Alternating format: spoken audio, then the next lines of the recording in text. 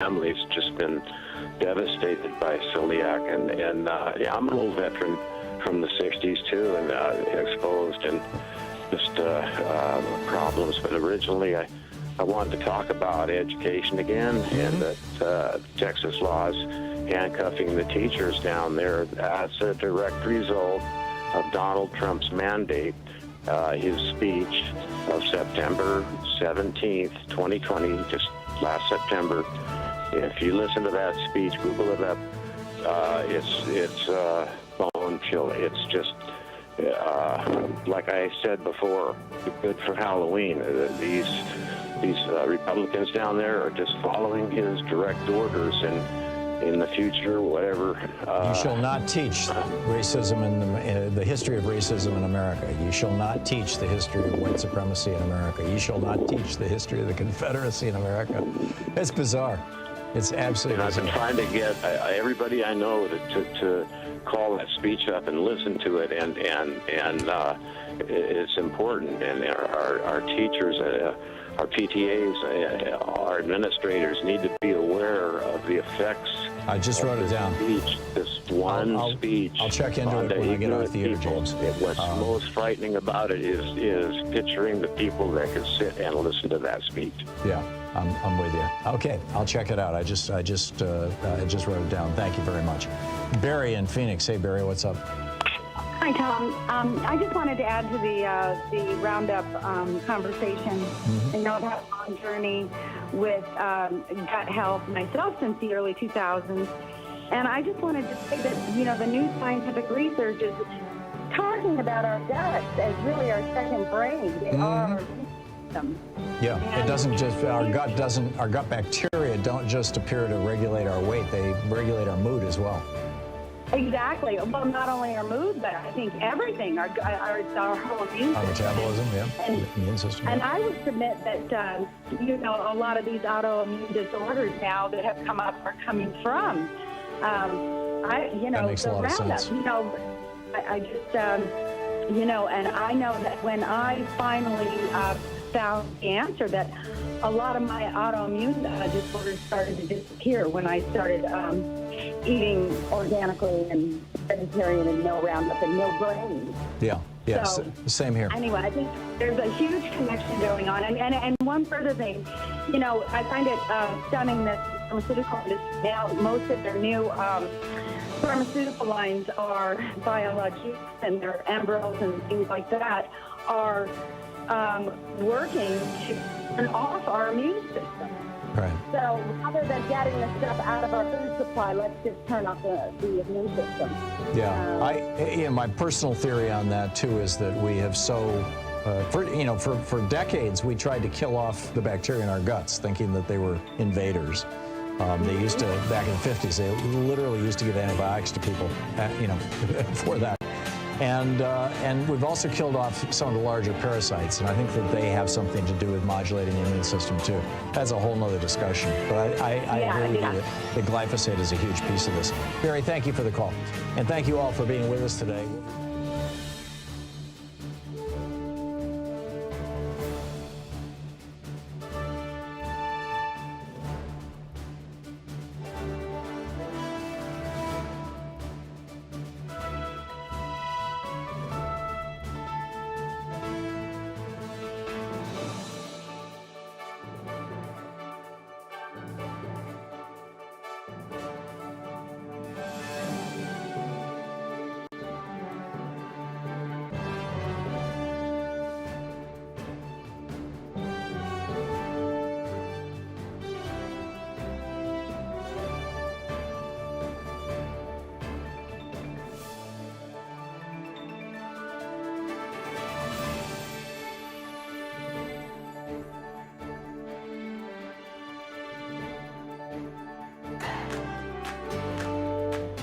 These companies support the Thom Hartmann Program. They are HelloFresh, the #1 meal kit delivery service. More information at hellofresh.com, code TOM. CB Distillery for sleeping and pain relief. More info at cbdistillery.com, code TOM. Annie's Kit Clubs, creativity delivered right to your door. More info is available at annieskitclubs.com/Tom. EasyFlow, personal air filtration system. Fresh air anywhere. More info at easyflowusa.com, code TOM. Masterclass with world-class instructors. More info at masterclass.com/Hartmann. And Dinovite, only the best all-natural pet supplements. More info at dinovite.com.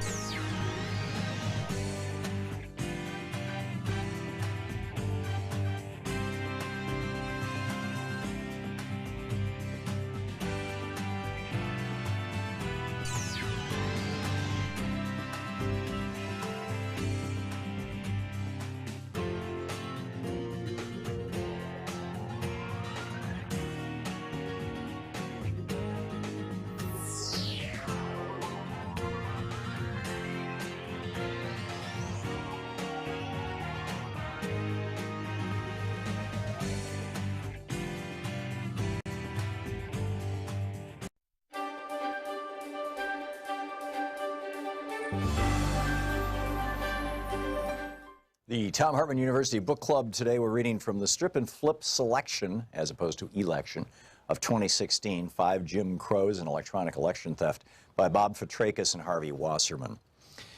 This is from the chapter Part 1, page 15, Strip. The foundation of election theft is the manipulation of race as a divide and conquer strategy. It began with the first Jim Crow chattel slavery. Slavery in various forms has existed since the dawn of time, but in the colonies of British North America and then in the United States, it took on a uniquely virulent incarnation. Chattel slavery was, of course, a horrific, brutal labor system designed primarily in the American South to power a network of plantations that produced cotton, tobacco, indigo, rice, and other hot weather crops that could be grown in large fields. But it had a larger purpose here. Our peculiar institution, how the founders referred to slavery, was meant to divide black laborers from white in a caste system that would guarantee that they would never unite in rebellion. As we'll see, this originated with the infamous Bacon's Rebellion of 1675 in Virginia, in which indentured servants of both races joined forces. Plantation owners vowed to make sure that that never happened again. When the United States became an independent country, plantation owners also vowed to secure political benefits from their slaves. Thus, they wrote into the Constitution the 3/5 clause that gave slave owners additional representation for their slaves, even though those slaves could not vote. That additional vote count guaranteed that every president from Jefferson to Lincoln either owned slaves or his vice president did, and that the Congress was strongly controlled by slave owners right up to the outbreak of the Civil War. After the Civil War, with formal slavery abolished, a Jim Crow system of racial segregation overtook the South. Enforced by the Democratic Party and its Ku Klux Klan terror wing, white landowners updated the realities of slavery to again keep blacks and whites apart. The roots of racism since 1865 has been the treatment of legally freed African Americans as something less than human, guaranteeing all whites a sense of superiority and an economic leg up. When the populist and socialist movements that campaigned most powerfully from the 1880s to the 1920s worked to overcome this separation, they were hammered by the court and electoral systems through a series of stolen elections and twisted race-based legal decisions, and the fusion of the Democratic and Republican parties in the 1917 municipal races in the Northeast. Confirmed by the Supreme Court in the 1890s, this updated Jim Crow caste system again guaranteed that blacks in the South and parts of the North would not be allowed to vote, and that they would be carefully divided from whites by caste as well as class. Since 1970, the primary weapon for suppressing the minority vote has been the third Jim Crow, the drug war. In the tradition of Bacon's Rebellion and the populist socialist upheavals, blacks and whites once again began to unite during the civil rights and anti-war movements of the 1950s and 60s. In response, Richard Nixon's Republican Party invoked the divide and conquer war on drugs. Confronted with the liberalization of the Southern Democratic Party, Nixon feared that black votes might remake America's political map. In Republican eyes, there was only one solution: disenfranchised the African American population, along with young and Latino voters who were leaning strongly to the left. In 1972, Nixon pointedly ignored a powerful report from his own Blue Ribbon Schaefer Commission on drug use and escalated the attack on marijuana and other drugs. In the 45 years since, a staggering 41 million Americans have been arrested for pot or other controlled substances. That's a number of human beings that exceeds the populations of more than 150 other countries worldwide.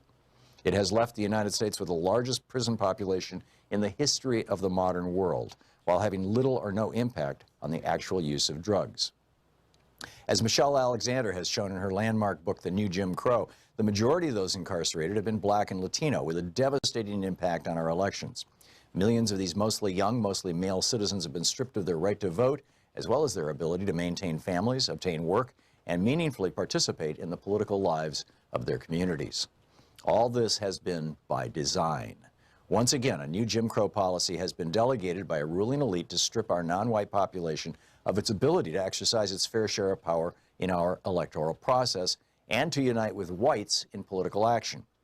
In the 1890s, rising industrial interests committed the nation to a fourth Jim Crow, a course of race-based global empire. The U.S. already had a history of foreign intervention, dating to Thomas Jefferson's 1803 use of our fledgling Navy to fight pirates along the coast, the shores of Tripoli, of what's now called Libya. That was followed by the conquest of the North American continent with genocidal warfare used against the indigenous peoples who had lived here for 20,000 years. By the 1890s, when the frontier consumed, America's giant corporations began to expand overseas. They started with Hawaii, a constitutional monarchy, and then pushed into Cuba, Puerto Rico, Guam, the Philippines, and beyond. And in all cases, these interventions involved the white-ruled U.S. interfering with the political systems of non-white countries. In discussing this fourth Jim Crow, we include an extensive, though not complete, list of these interventions. It underscores the reality that our own political system has become an imperial juggernaut, with the inevitable blowback bound to obliterate any residual pretense to real democracy at home. Generally, there's been an attempt to portray these interventions as benign, meant to bring democracy, progress, and the Christian faith to third world nations. In fact, they've been largely economic in purpose, a dollar democracy to grab other people's resources. The Strip and Flip selection of 2016 by Bob Fitrakis and Harvey Weinstein.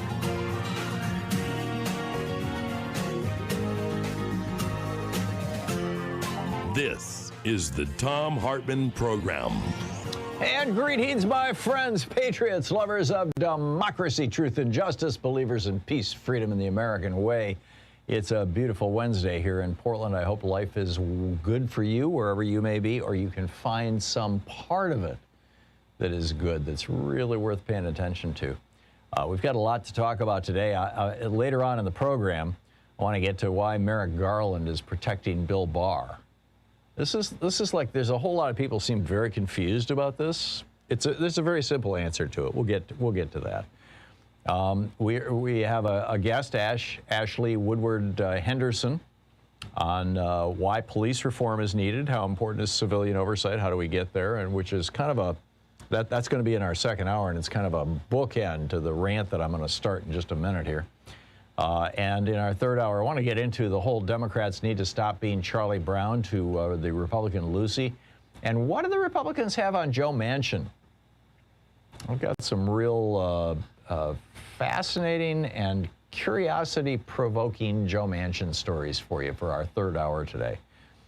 But I want to start out in this first hour with two major questions. The second one, which I'll get to after the break, is if Trump is actually indicted, how do you think that's going to play out? I mean, are the maggots going to be in the streets? Is it going to strengthen him? Is it going to destroy him?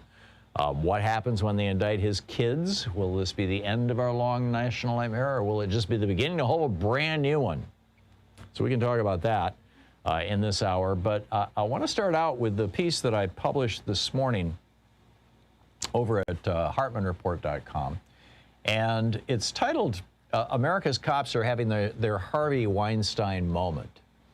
And the essence of what I'm saying here, and I think this is a really important point for all of us to get, and as observers of culture, and we should all be observers of culture, we should be paying attention to what's going on around us, not just in the little day-to-day stuff and the, oh, look at this story, oh, so-and-so said this, but you know, this larger view, putting things in the context of days or weeks or months or years or decades or generations or centuries. I mean, cultural change, cultures are very resistant to change. Typically, cultures are organized the way that they are because it benefits either the majority of people in the culture, which is how it's supposed to work in a democracy, or it benefits the people who control the culture. Now, in a democracy, that should be the majority of the people. It's sadly not in America anymore and hasn't been for about 20 years. That's, you know, I wrote a book about this, The Hidden History of American Oligarchy. But, you know, it should be. But, and that's why, one of the reasons why I think culture in America is changing as rapidly as it is. But to finish that sentence, cultures either change because the majority of people like the way things are because they derive some benefit from it, or because the people who control the culture like the way things are and they derive some benefit from it. And that was very much the case with, for example, Harvey Weinstein. I mean, this whole thing of the casting couch, right? This is, you know, this was his defense. Oh, women just want to have sex with me because I'll put them in the movies. There's nothing wrong with that. That's just transactional. There's a new book out about Lucille Ball. And Larry Gatlin wrote a review of it, and he quotes more or less from the book, or paraphrases. She eventually, Lucille Ball, I Love Lucy, eventually found work as a model, and as she sought acting roles, received advice from Lila Rogers, mother of her good friend Ginger Rogers, as of Fred Astaire and Ginger Rogers, right, that she would later follow. And Lila's advice was, quote, if you want to be to a woman, if you want to be a star within 2 years, get auditioned on the casting couch. And then Lila Rogers goes on to say, that's the advice I gave my own daughter. That's how Ginger Rogers got into the movies. So that was the norm, right? And that was the norm from 1900, when movies, you know, were really just starting to take off, and, you know, silent movies up until the 1920s, and then talkies, and then, you know, whatnot. That whole casting couch thing, you know, the Harvey Weinstein saying, hey, it's just, you know, this is the way it is. I mean, Louise and I were watching a Cagney and Lacey the other day. This is from 1986. And there was a movie star, in quotes, you know, an actor playing the role of a fancy movie star who came through the police station. And one of them turns to the other, Cagney and Lacey, one of them turns to the other and says, she slept with the producer. You know, in other words, you know, you know, she's incompetent. What's she doing in the movies? Well, all that changed just in the last 5 years. I mean, it completely changed. And it didn't just change in the movies. We discovered that there was a casting couch culture in TV, that there was a casting couch culture on public radio. We discovered that it was going on in corporate America. It was going on right across the board, and it's no longer considered acceptable. And that's a really rapid change. I mean, you could say that, you know, had you pointed it out 10 or 15 years ago, people would have said, well, that's not good. But it's genuinely not acceptable now. That's how rapidly culture can change when there's a consensus that that change is necessary.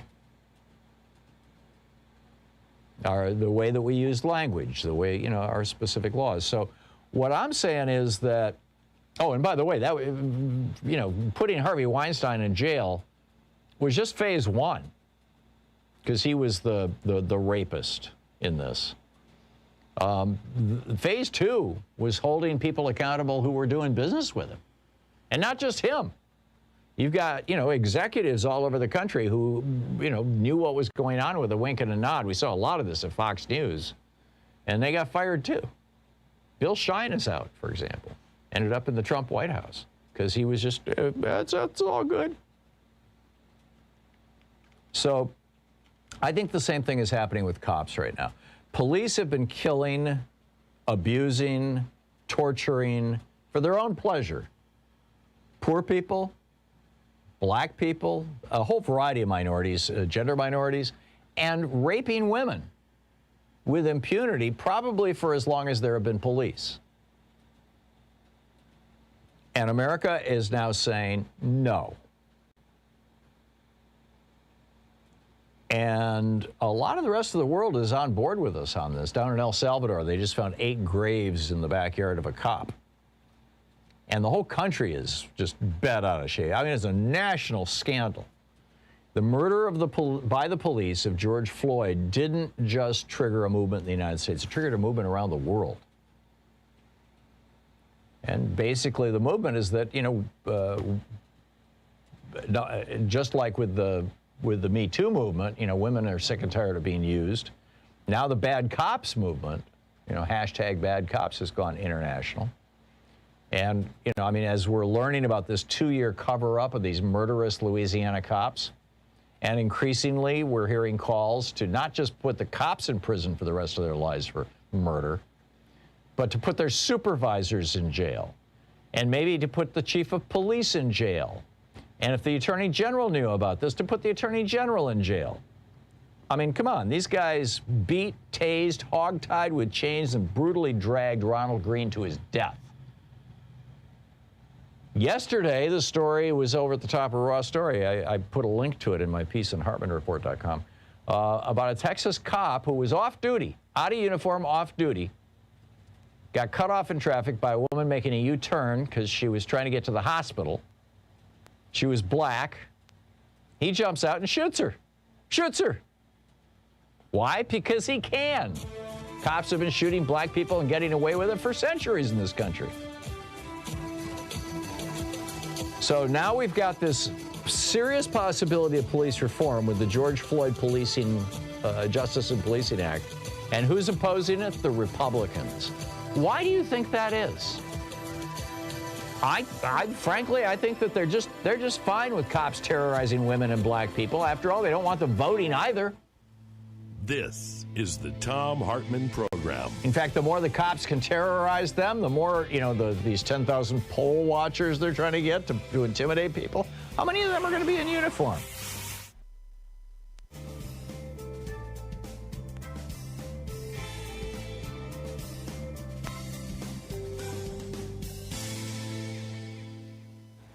And welcome back.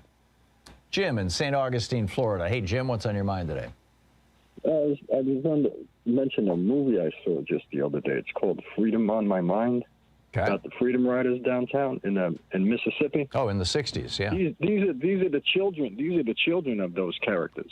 In a lot of ways. I mean, if you look at it from the police position reports. Oh, you don't mean literally. You mean metaphorically. Well, metaphorically, but basically, we've been here before. Mm-hmm. Would you agree? I absolutely agree. I've seen this. This is the third time I've seen this wheel crank in my lifetime, Jim. I think, though, this time it's going to stick. Well, let's see. But I'd like to, I just promote that. I mean, that there just lights a fire. Look what happened as a consequence of the Freedom Riders. You got the Civil Rights Act and you got the Voting Rights Act. Exactly.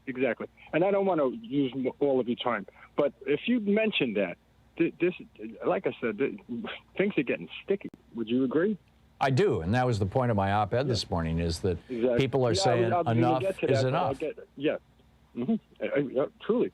But the prices that were paid and the camaraderie that was put together at that time, and the media, what they do today versus what they were allowed to get away with before, and all of these bodies that are buried everywhere, in a historical sense, this is very familiar. Would you agree? And then that's all I have to say. Yeah, I think you said it well, Jim, and I'm with you. Thank you for the call. Mark in Valley, Washington. Hey, Mark, thanks for watching Free Speech TV. What's on your mind today? Well, good morning. I got a comment on both your topics. Okay. First, Malcolm Nance's new book is about I don't know what the title is because I don't know if he has a title yet, but it's about the upcoming Trump insurgency. Okay. According to him, he's been listening to the chatter about all these right-wing hate groups online, and if Trump gets arrested, it's going to get ugly. I suspect that may well be the case. And when it comes to the police and the Republicans, they both answer to the same people. They're both acting exactly how the plutocrats and the power brokers that run everything want them to act. Well, and I would take it a step beyond that. They're also acting in the context of a culture that largely grants impunity to white men. And most of the cops who are doing this kind of abuse are white men. And so, you've taken their natural white privilege and slapped an additional layer on it, and they're strutting around. And I get asked all the time why I have a problem with police forces, and my pat answer is they've been on the wrong side of every right social issue since their inception. Well, it's a good point. The reason why I wouldn't specifically say that's an indictment of police is because the job of police is to defend the existing law, which is always the old order. And so what the movement is doing is it's trying to change that existing law to some new order. But the cops are defending the old order. So, in a way, they're the most conservative agency within our entire, realm of government. But they don't want to give up the power. Yeah, no, I get that. If we're talking about the cops themselves, about things like internal investigations and stuff like that, I totally get that, too. Mark, I think you're right on all your points. Thanks a lot for the call. It's good to hear from you. We'll be back. It's coming up on 20 minutes past the hour. Stick around. It's the Thom Hartmann Program, speaking truth to power, 3 hours a day, 5 days a week. We're right here.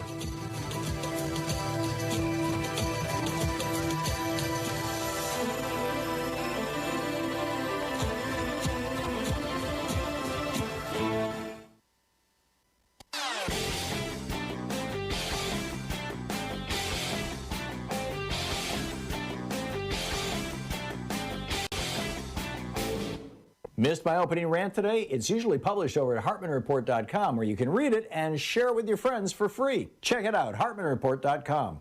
There's so much news coming out of the Trump administration, so much corruption, so many crimes. Now they're letting people kill endangered species. Now they're selling off, the Arctic National Wildlife Preserve refuge to big oil companies. Oh, now they're they're authorizing pesticides that we know cause birth defects and damage to children.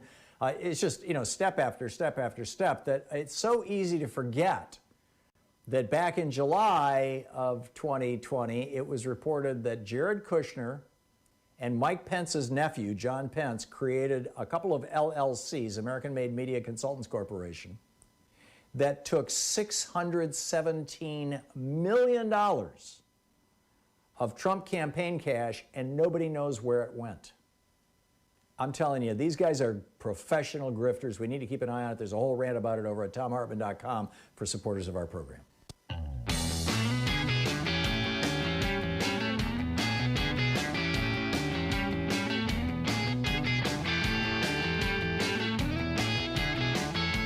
Welcome back. So the second issue I wanted to throw on the table here for today, which can't. Here we go. Okay.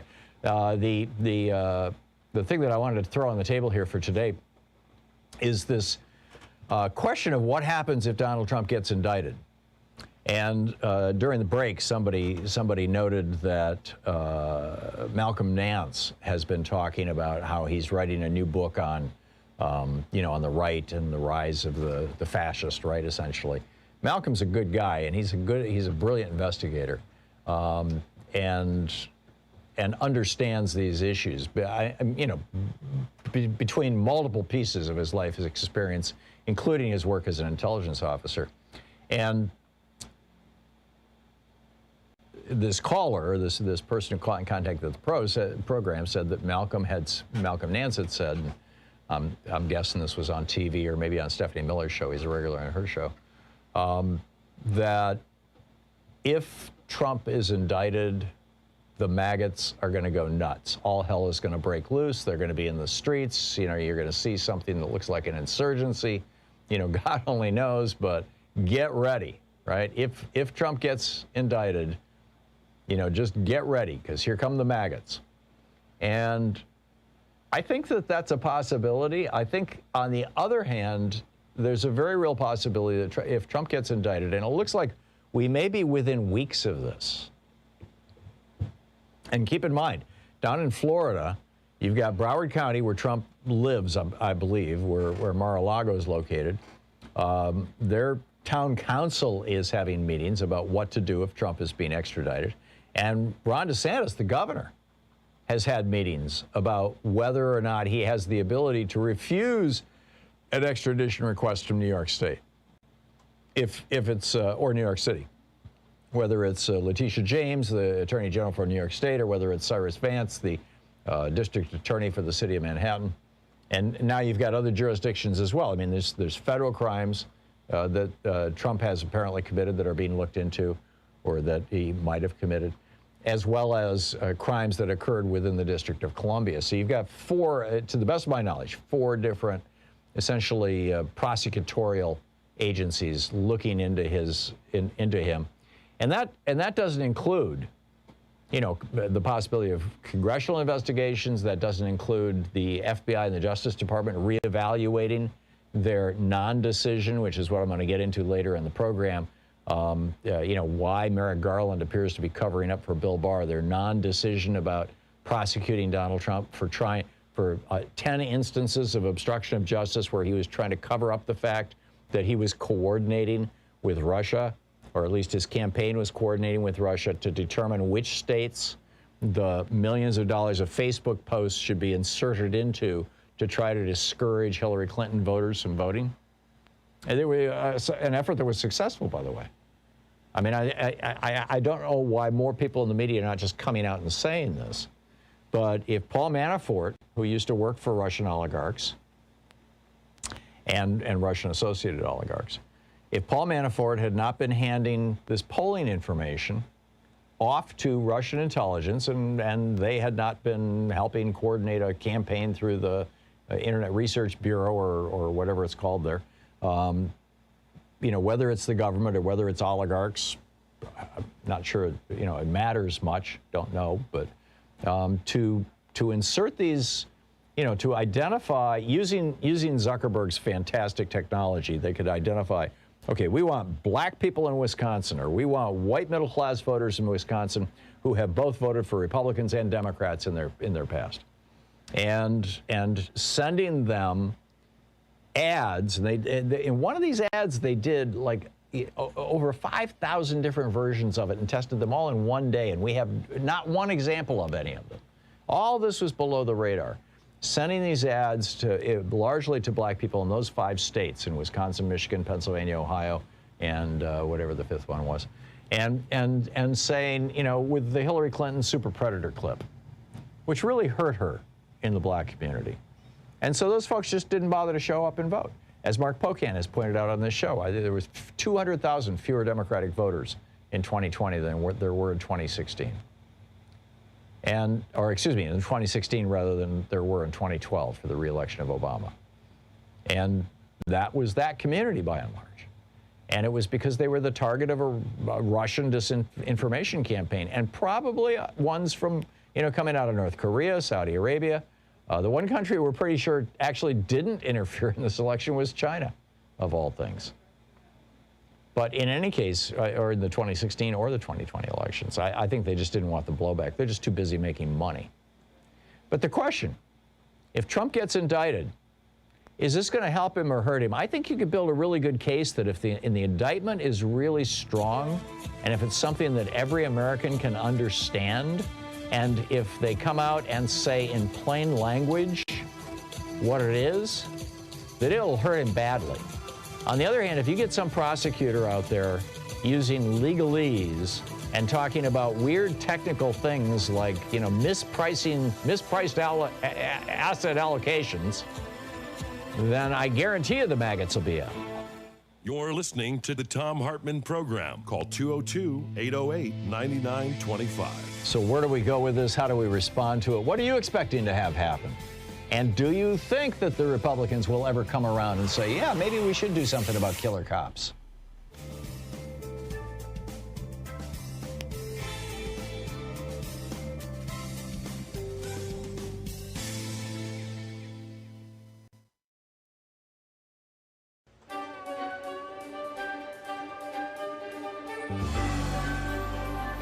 Our book today in the Thom Hartmann Book Club is Beyond the Valley by Ramesh Srinivasan. This is from Chapter 1, The Power of Data. In November 2017, my Apple MacBook Pro was stolen. It happened on the island of Ibiza, where I was visiting my friend, a documentary filmmaker. We were thinking of making a series of short films to illustrate innovative uses of new technology around the world. We sat together writing down examples of technological innovation, subversion, and creativity we'd already witnessed. We discussed themes I explore in this book, such as surveillance, the gig economy, and the future of work, artificial intelligence, and cryptocurrencies. After uploading our ideas to Google's cloud-based storage platform, Google Drive, we took a short break, locking our laptops in the trunk of our rented car. When we returned, both laptops were gone.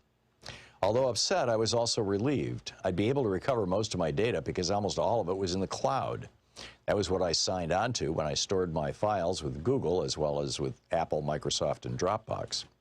But in the bargain, I'd allowed them to profit from my data. It dawned on me, given the terms of service I'd agreed to, that the value of the data of my data to the storage companies was far greater than the value of my laptop to the thief.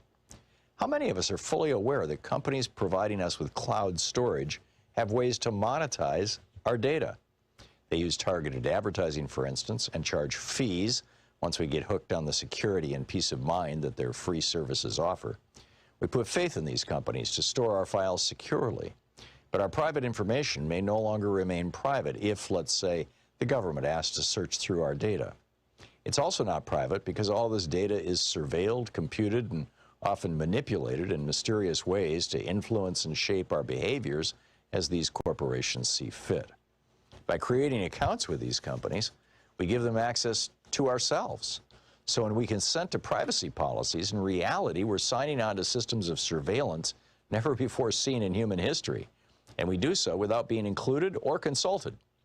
By desiring to keep our data accessible and recoverable, we lock ourselves into using their services. As I thought about getting my files back in Ibiza, I wondered, does access to my own property have to come with such strings attached? In my relationship to Apple, I find the strings impossible to untie.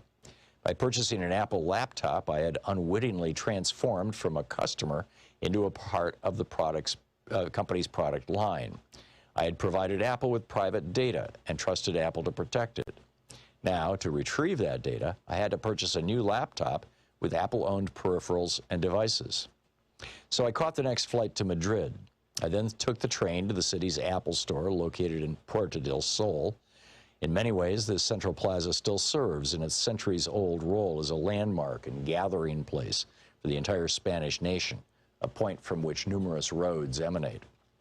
With its distinctive aesthetic and its strategic placement in a civic space, the Apple Store stood out among the adjacent parliamentary and government buildings as if the global brand were more powerful than Spain itself. The day I was there, more people entered and left the Apple Store than passed through the doors of my neighboring building.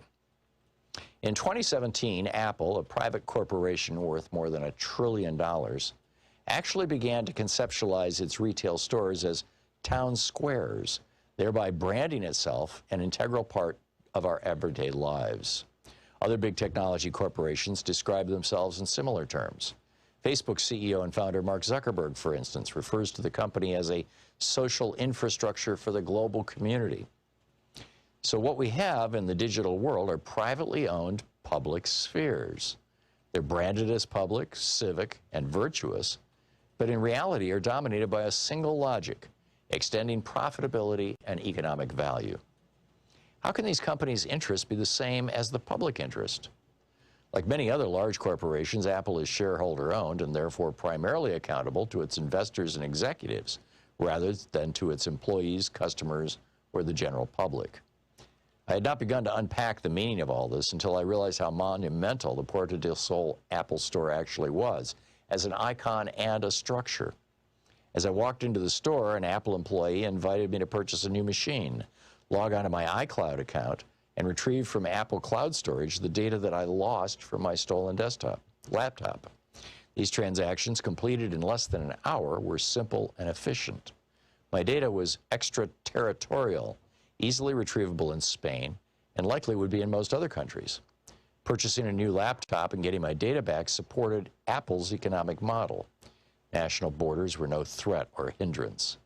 The same was true with retrieving data I had stored on other corporate cloud servers managed by Google and Dropbox. In technology circles, this saying has made the rounds. If you're not the customer, then you're the product. Many of today's technologies come to us for free, but in return, our personal lives come for free to these technologies. But they are accessible for the company's profit and gain. Yes, when we search Google, we look for information, but do we realize that Google is also searching us? Users, and it goes on from there. So the book is Beyond the Valley by Ramesh Srinivasan.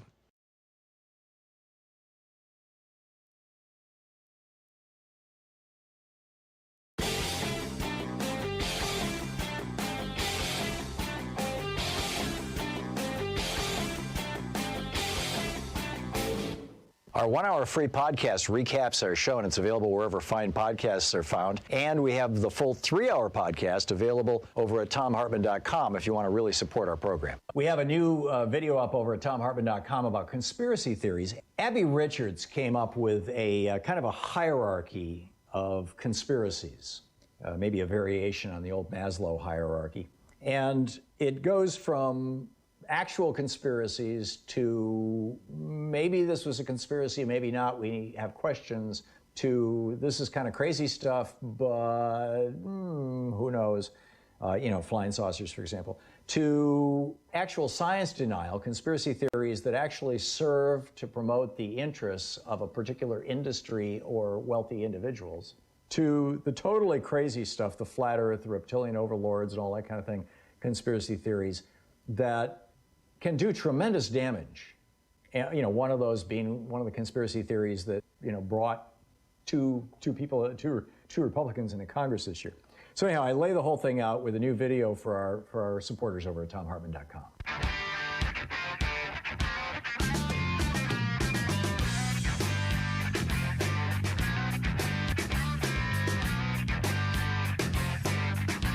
Welcome back to you, and just some thoughts on Donald Trump. Is it possible?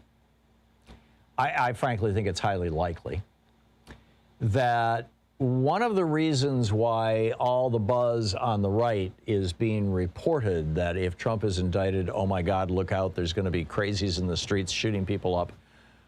That one of the reasons that that's happening is to try to intimidate prosecutors. I don't think it's going to work, frankly. I think what has happened is that the Garland Department of Justice has been told by the Biden administration, we are not going to politically interfere in anything. That's what Trump did, and it was wrong. That's what Nixon did, using his Department of Justice to go after, and the IRS to go after his political enemies. That is wrong. And we are not going to do that. So you, Merrick Garland, and you, Department of Justice, whatever you guys think is best, do it. And ditto Letitia James, Cyrus Vance, whoever you, and let us not forget the prosecutor down in I forget if it's Cobb County or if it's the whole state. I think it's the whole state of Georgia. The Georgia Attorney General who's going after Trump for corrupting that election, for calling up the Secretary of State and saying, I need you to find me 10,000 votes, please. So I personally think it's an empty threat. And I also think that as these crimes become more and more obvious, particularly, now we're talking about financial crimes mostly, that he's going to be indicted for, bank fraud, tax fraud, things like that. But I think as his crimes against democracy become more visible, and as I mentioned, I will be getting into that with the Justice Department in the next hour, because I've got a very serious take on that. But as his crimes against democracy become more apparent, maybe it's time to deport the whole damn family. All right? Let the Trump crime family move to Belarus. They'd be very happy there. Lukashenko would love them, right? Hey, yeah, billionaires together.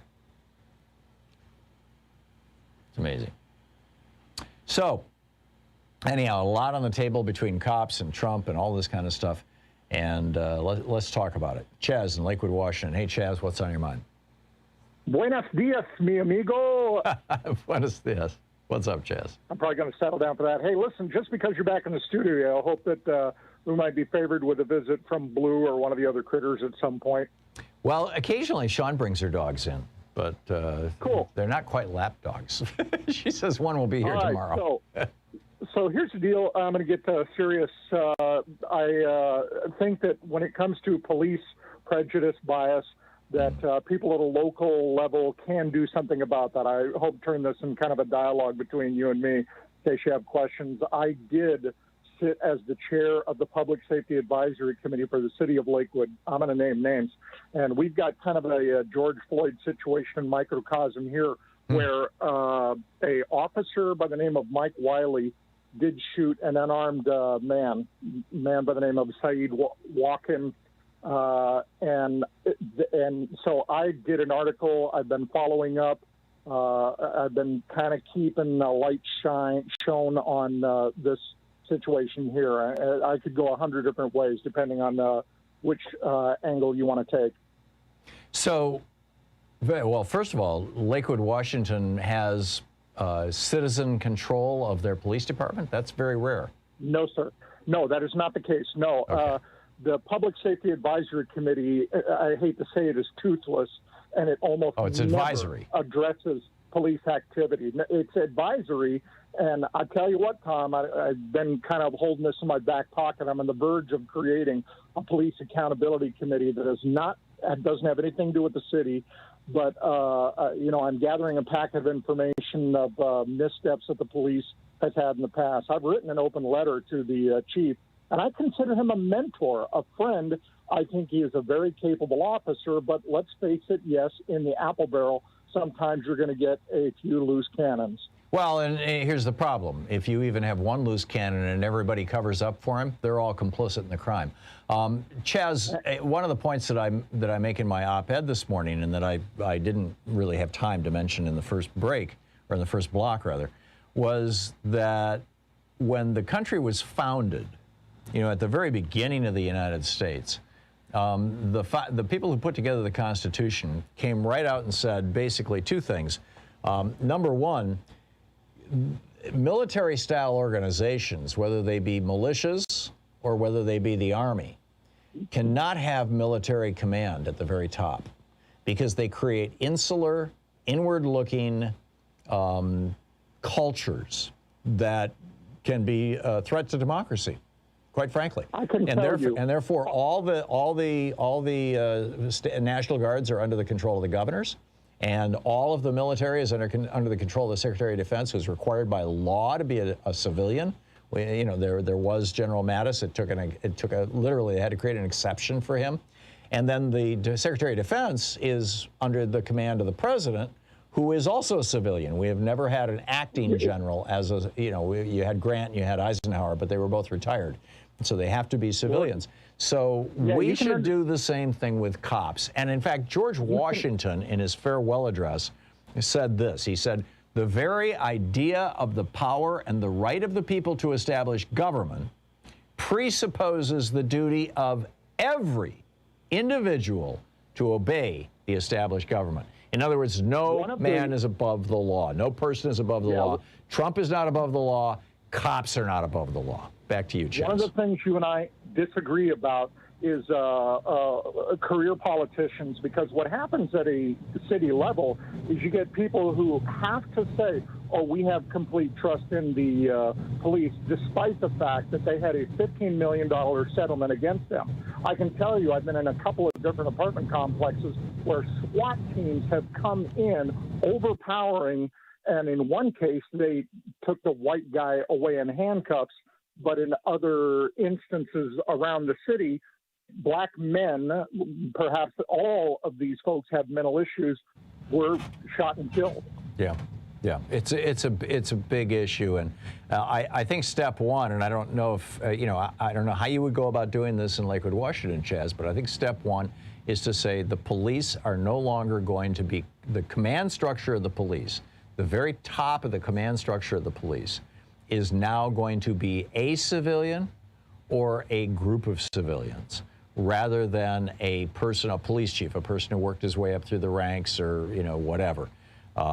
We want civilian oversight of police, just like we have civilian oversight of our military. I think it's just a basic principle. So how would you make that happen in your city? Would it be a proposal from the city council? Let me give you an example. Lakewood has the Public Safety Advisory Committee, and I swear to God, just a couple of years ago, these guys were talking about how to corral shopping carts. But in Seattle, they've got 3 different committees that are concerned with police affairs. And I think that we need to get, you know, a little more aligned down that direction. Here in Portland, what we've done is put the mayor in charge of the police department. He is the head of the police bureau. It's called the police bureau. So the mayor is the ultimate authority, and he is a civilian. He's not a cop. And every mayor is head of the police department. Yeah, and certainly we have problems with our cops here in Portland, but you know, I think that has helped tremendously. Chaz, I got to move along. I'm sorry. Rachel in Bloomington, Minnesota. You got a quick one here, Rachel? I have a minute left. What's up? Yeah, so I grew up most of my life in Minneapolis, and 30 years ago I remember driving by the Cup Foods with my friend, and she was like, this hood is out of control, because police had like 4 juveniles up against the car, patting them down. It appeared for no reason at all. Yeah. Now I live in Bloomington, and the police here, it's like a night and day difference, because we have something here called Citizens Academy, where the citizens are involved, and the police here are so much better. So you have civilian oversight of your cops? Yeah. Wow. And we're involved, and it's closely involved with the neighborhood watch as well. And so we go on ride-alongs. We know what they're doing. I mean, we're in communication with them all the time. And Minneapolis has always been corrupt as hell, and it will be until they follow the Bloomington model. Yeah, and Bloomington, Minnesota. That's great. Rachel, thank you for that. Thank you for the tip on that. I will have to do a little more research. I appreciate the call. Thank you so much for also for listening to KTNF there in Minneapolis, AM 950. It's 45 minutes past the hour. It's the Thom Hartmann Program, the place where despair is not an option. You're listening to Thom Hartmann. Visit thomhartmann.com for audio and video archives. Back with more of your calls in just a moment. Stick around.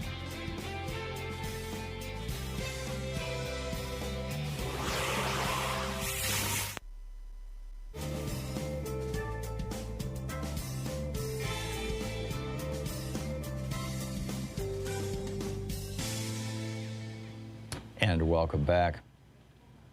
Reginald in Long Beach, California. On KPFK. Hey, Reginald, you're on the air. What's up? I can't go on my phone. I have to go on the regular thing. Reginald is not listening to his phone. Mary in St. Louis, Missouri. Hey, Mary, what's on your mind today? Hi, Tom. I've had this idea for a while. You know how you always hear about the police getting sued because they violated people's rights, and that money always comes out of the taxpayers' money. And I think, I don't know how we can make it happen, but if we can, instead of that coming out of the taxpayers' money, take that out of the pensions. If we take that out of the police pensions, the good cops are going to get rid of the bad cops. Well, I think you could even do it more direct. The problem with taking it out of the pensions is that the pensions are negotiated and guaranteed, so the city is just going to have to figure out a way to put it back into the pension fund, and then it just becomes kind of a merry-go-round. But what you do is you say, it's just like with doctors, you know? If a doctor, you know, cuts off the wrong leg, you know, because they screwed up, or if a doctor is malicious. I mean, you know, you've got that guy at the university, or Michigan State University, who's abusing all those gymnast girls. When a doctor does something wrong, they individually have to pay. And the only protection that they can have against that is to buy insurance. And if there is any indication that they might be the kind of doctor who is going to be a liability to the insurance company, guess what happens to those insurance rates? We should be doing the same thing with cops. High. Right. We need to do away with qualified immunity. And after a cop has beat up a couple of people, it's going to start costing them $20,000, $30,000 a year to get insurance instead of $300 a year, and that person's never going to work in policing again.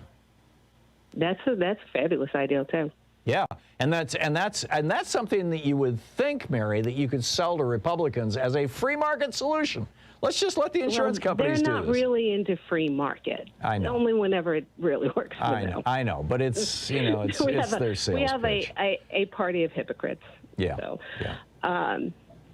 So, okay. All right. Well, thank you for your time. Thank you, Mary. It's nice to hear from you. I appreciate the call. Mark in Costa Mesa, California. Hey, Mark, thanks for listening to the Thom Hartmann app. What's up? Hey, thanks for what you do, Tom. Just to follow up on Mark that was on about 25 minutes ago, I think that if Trump is convicted, he will, and he goes to jail, he's going to have a group of people that can go out to their group and put away anybody that Trump is upset about, and he'll be like a mob boss in jail, and also he's going to make a lot of money. He's going to make hundreds of millions of dollars with his poor me tactics that he yeah, puts every his time he does victimhood. something. And let's not forget the Bavarian government when Hitler tried to overthrow them in 1923. The Bavarian government threw him in jail for about a year, and he got stronger as a result of that.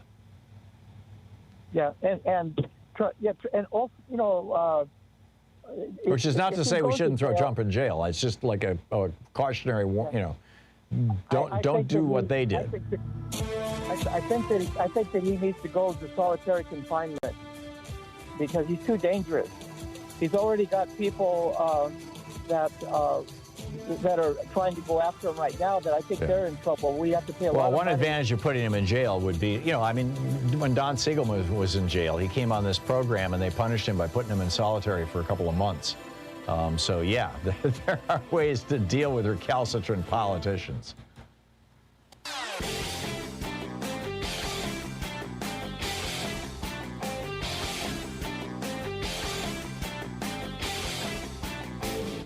Share the Thom Hartmann Program with your friends. We're available on SiriusXM, Free Speech TV, Pacifica, commercial stations nationwide, YouTube, Twitter, Facebook, on the Thom Hartmann app, and you can even tell your smart speaker to listen to the Thom Hartmann Program.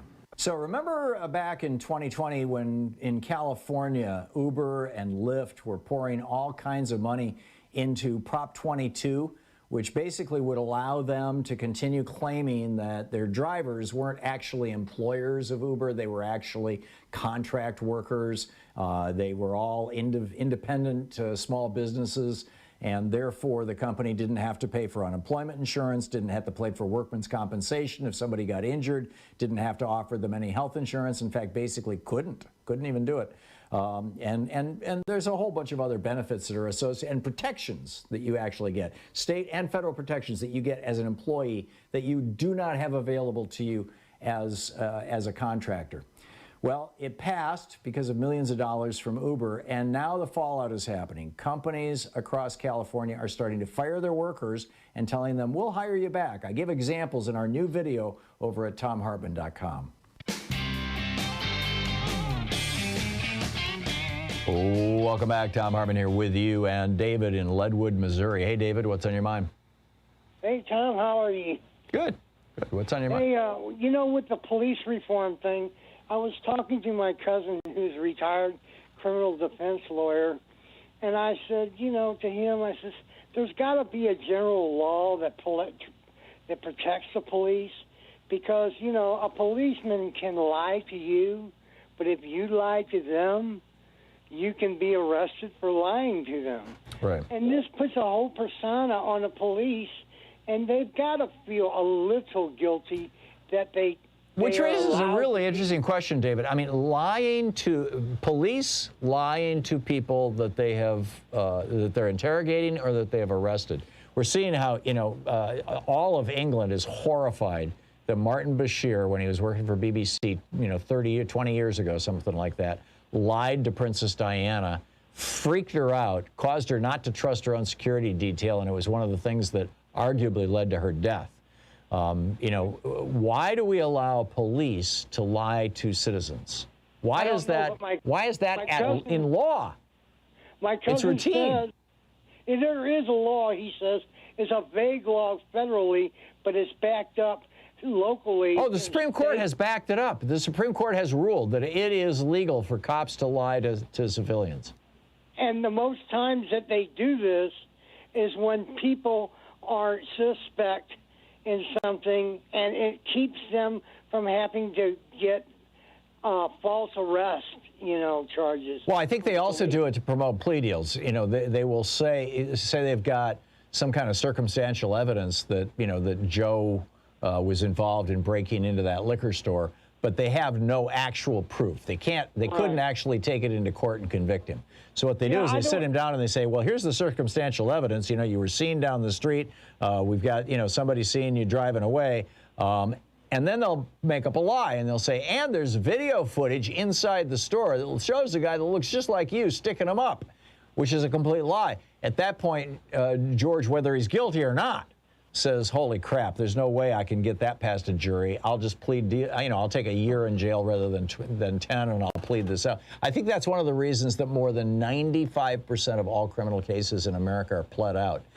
You wonder how much of that has to do with cops and district attorneys lying to people who are, who have gotten themselves caught up in the criminal justice system. I think it's a major thing that has to be included in the police reform bills. Yeah, I'm with you. I am completely with you. Thank you, David. Mary in St. Paul, Minnesota. Hey, Mary, what's on your mind?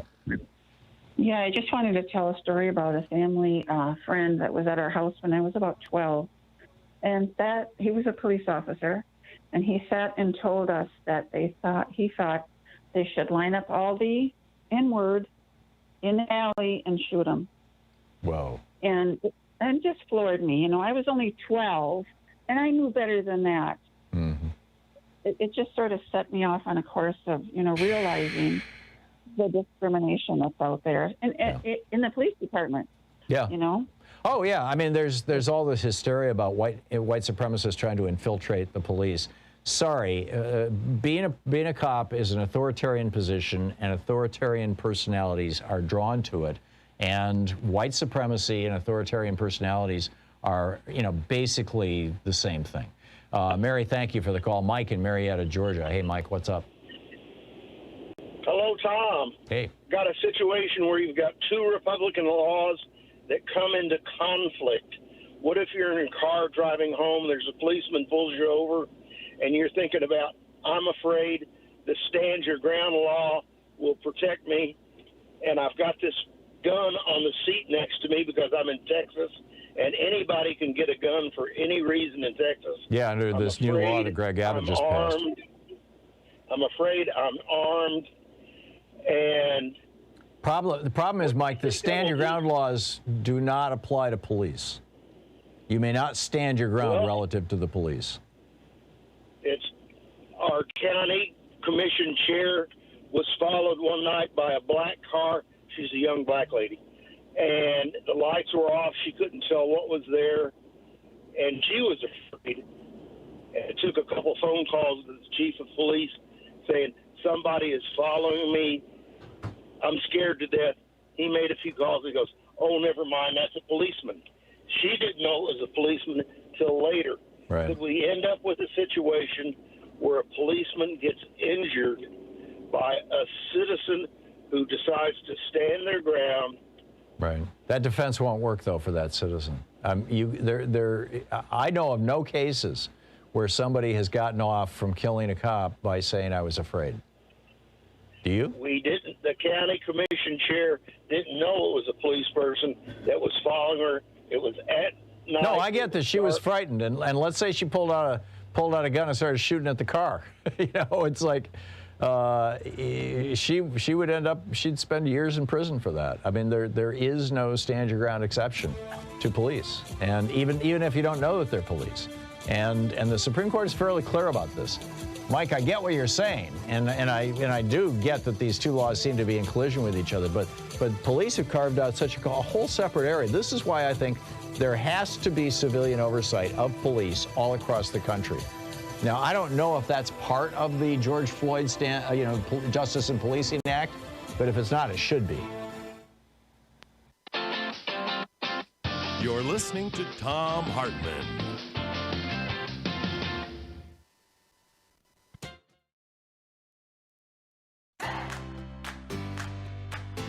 These companies support the Thom Hartmann Program. They are HelloFresh, the #1 meal kit delivery service. More information at hellofresh.com, code TOM. CB Distillery for sleeping and pain relief. More info at cbdistillery.com, code TOM.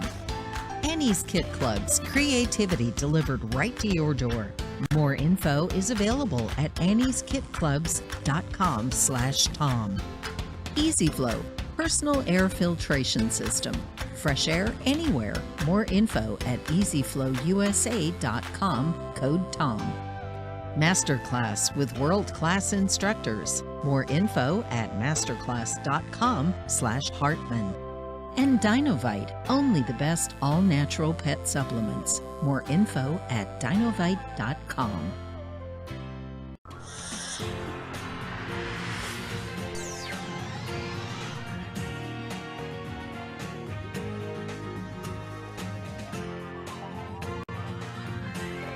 We say fight back!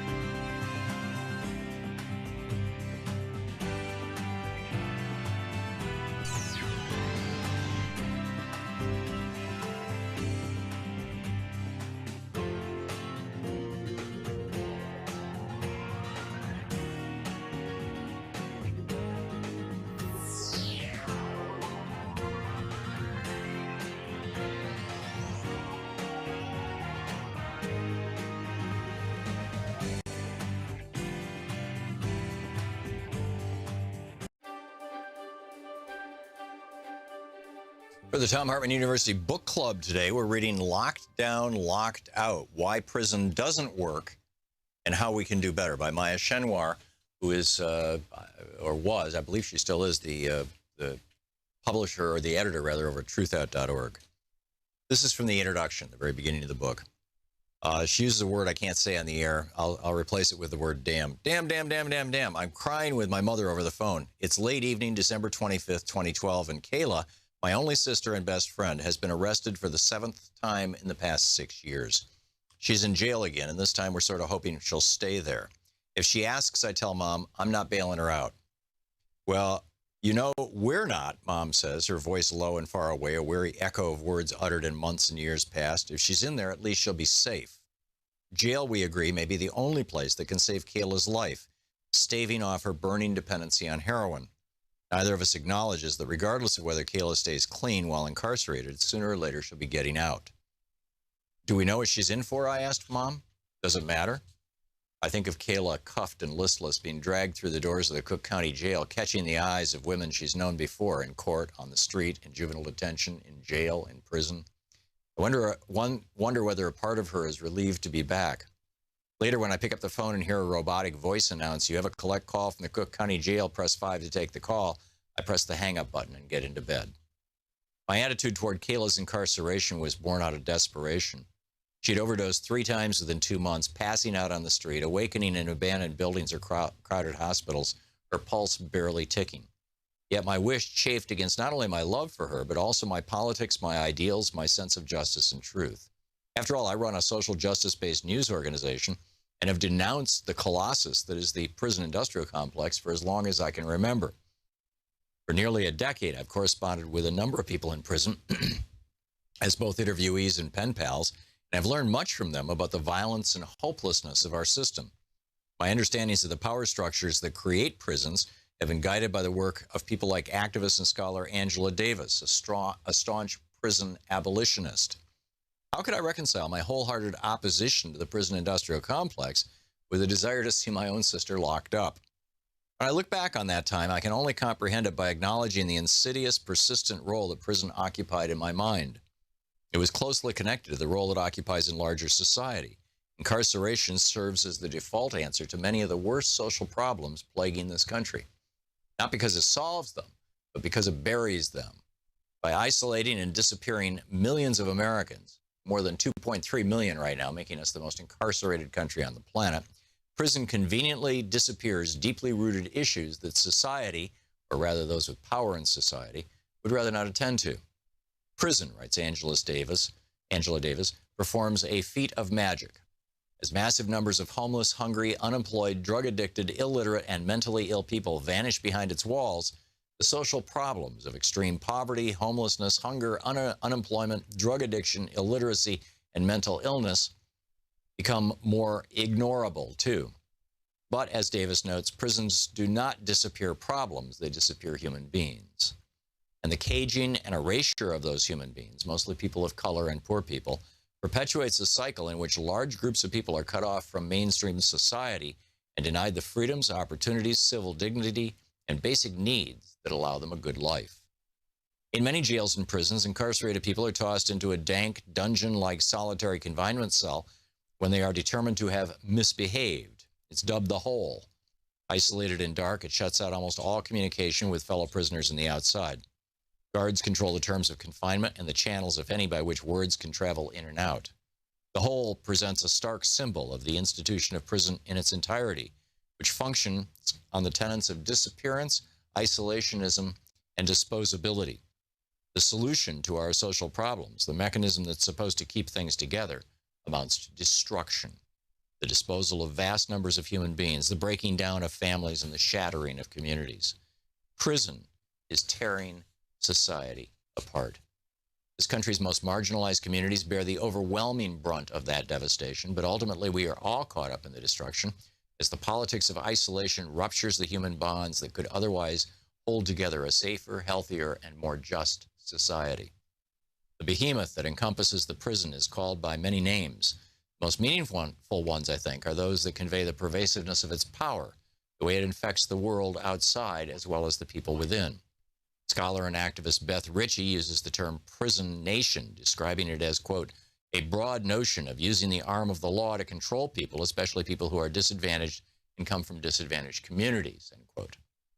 That control can take the form of prisons, jails, surveillance, policing, detention, probation, harsh restrictions on child guardianship, the militarization of schools, and other strategies of isolation and disposal, particularly deployed against poor communities of color, especially black communities. Others have used prison nation simply to demonstrate the system's vastness, how it infiltrates our culture and fuels our national politics, often in invisible ways. Prison industrial complex, PIC, is another key term. Rachel Herzing of the prison abolitionist group Critical Resistance defines it, and then she goes on through this. It's an extraordinary book, Locked Down, Locked Out by Maya Shen.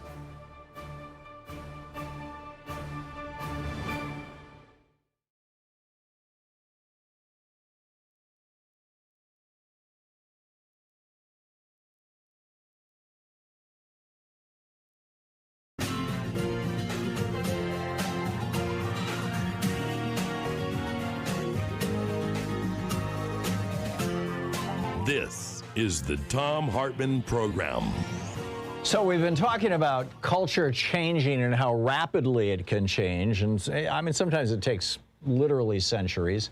Sometimes it just takes years. And I think the whole Harvey Weinstein thing is an example of how, and the Me Too movement is an example of how rapidly culture can change when it hits a critical mass.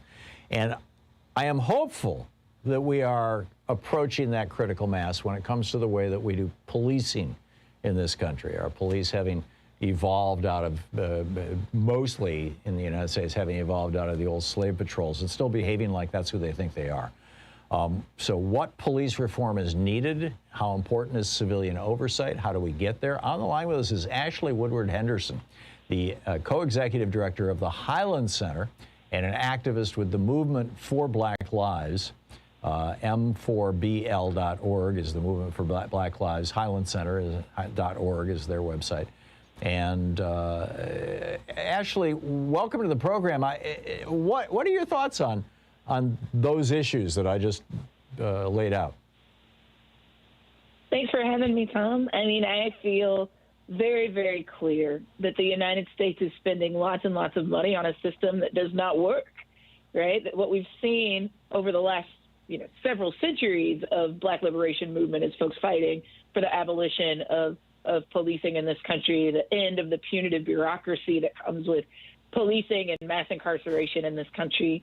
And so I stand in solidarity with all of the 26 million plus people last year who stood in the streets, who went to the ballot boxes and said that they were voting for a change, for us to actually practice what we preach around liberty and justice for all, that includes seeing a world where we divest from these punitive bureaucracies and into equitable, sustainable, and healthy communities, standing with folks who are supporting the Breathe Act, right, fighting for a shift in the federal mandate around how we actually invest in our communities and start to divest from systems that are actually harmful. So I stand in solidarity with folks that are seeing that we can radically reimagine public safety in this country, and that if anybody that believes in racial justice sees otherwise, an opportunity for a deep discussion about what liberation for Black people in this country could look like.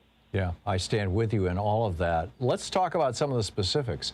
What do we, I mean, you know, we have to have, or you know, please feel free to disagree with me on this, but it seems like you have to have somebody that you can call if, you know, somebody's trying to break into your house, or somebody, some road rage incident, and you get shot at in the street by some crazy person, and I don't mean literally crazy, you know what I'm talking about. There has to be some way to enforce the laws, and so, you know, we could call that something other than policing, but, you know, if we get into too much academic speak, we lose basically access to the mass of people, you know, who are going to be necessary for change. So what are the specifics that you would suggest? You know, I have my own list, but you're the expert here. Where do we start with police reform? I mean, for example, one of my things is it's in our Constitution that the military has I mean, it doesn't lay this out, but they did in the debates back in 1787, that the military has a tendency to create an insular culture that is separate from civilian culture, and out of that insular culture, militaries tend to overthrow governments. And therefore, in the United States, the Secretary of Defense who runs the military must be a civilian. And in fact, the one non-civilian that Trump put in required, you know, basically an exception to the law, and, you know, to be approved by Congress. And that the president, who's in charge of the person in charge of the military, has to be a civilian. Why not have civilians in charge of police departments all across the country? Why not mandate that? Or is that one of the least important or one of the most important? I mean, on the spectrum of solutions, what's on your list? Yeah, I mean, speaking personally, I would say that it's time out for putting platinum Band-Aids on the gaping wound of harm created by policing in this country, right? Is that we've tried piecemeal reforms through body cameras and training, even through things that I've demanded, like community oversight committees, et cetera. And we've seen that not actually stop police violence in Black communities. And I want to be clear, not even just Black communities, Indigenous communities, Latinx communities, working class communities of white folks, rural communities, urban communities alike, right? So I want to make some of the absurdity obvious, and then I want to answer really specifically what we're seeing solutionaries do on the grassroots level. Great. We have 4 minutes, by the way. And absolutely. So I want to be clear. We're spending $348 billion annually on federal, state, local spending, on policing, on courts, on corrections, on the FBI and the Department of Homeland Security, right? To make it obvious about how absurd that is, how much $348 billion annually is, that's more than mass transit and rail, affordable housing and urban development, fire services, and libraries combined. So effectively, the United States taxpayer is spending $955 million a day on ineffective police services, right? And so the alternative here is to actually be clear that mental health services are not provided by police officers, right? Things that could get us 1,000 miles ahead of the harm, like mental health services, like making sure that we've got traffic services that don't require people with guns, right?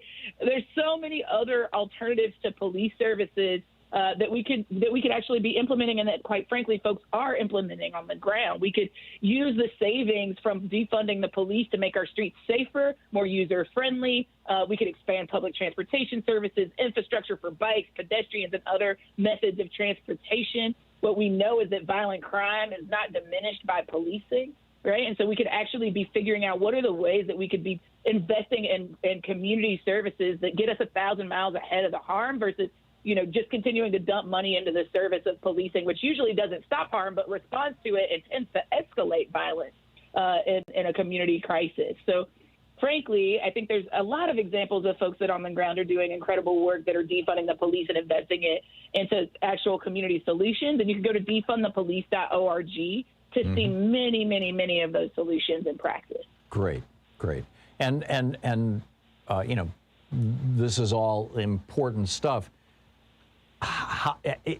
In what communities do you have like a model community that you can point to and say, here's a group of people who did it right, whether inside or outside the United States?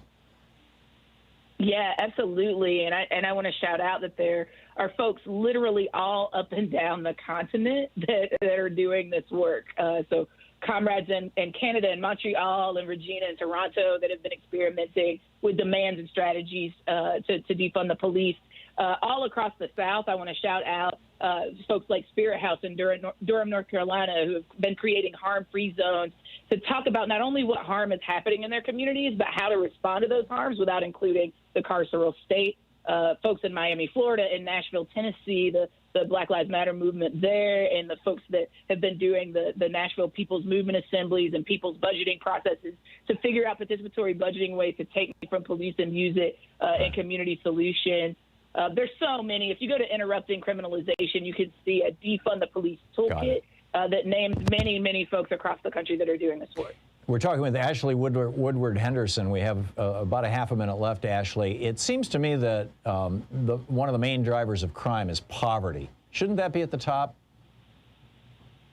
Absolutely, right? And I think that what we know is that, particularly for Black folks who are disproportionately impacted by police violence, that we don't live single-issue lives, right? And that the intersection of race and class exploitation are definitely impactful in our communities. And that's why we wrote the Vision for Black Lives policy platform. That's why we wrote the Breathe Act, right, as legislative love letters back to the communities that were in the streets demanding divestment from the police. So we actually cannot separate race and class struggles in this country and shouldn't. Amen. Ashley Woodard Henderson, the co-director of the Highland Center, activist with the Movement for Black Lives. Which website, Ashley, would you like to direct people to? Absolutely. Check out the Highlander Research and Education Center at highlandercenter.org and the Movement for Black Lives at m4bl.org.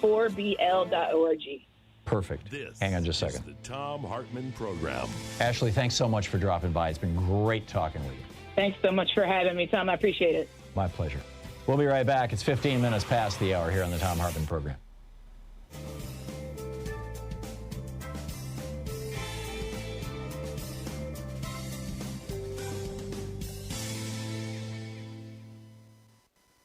Okay, welcome back in Salem, Oregon. Lowell is on the line. Hey, Lowell, what's on your mind today?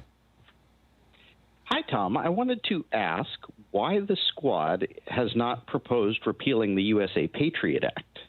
I can't speak for the squad, Lowell.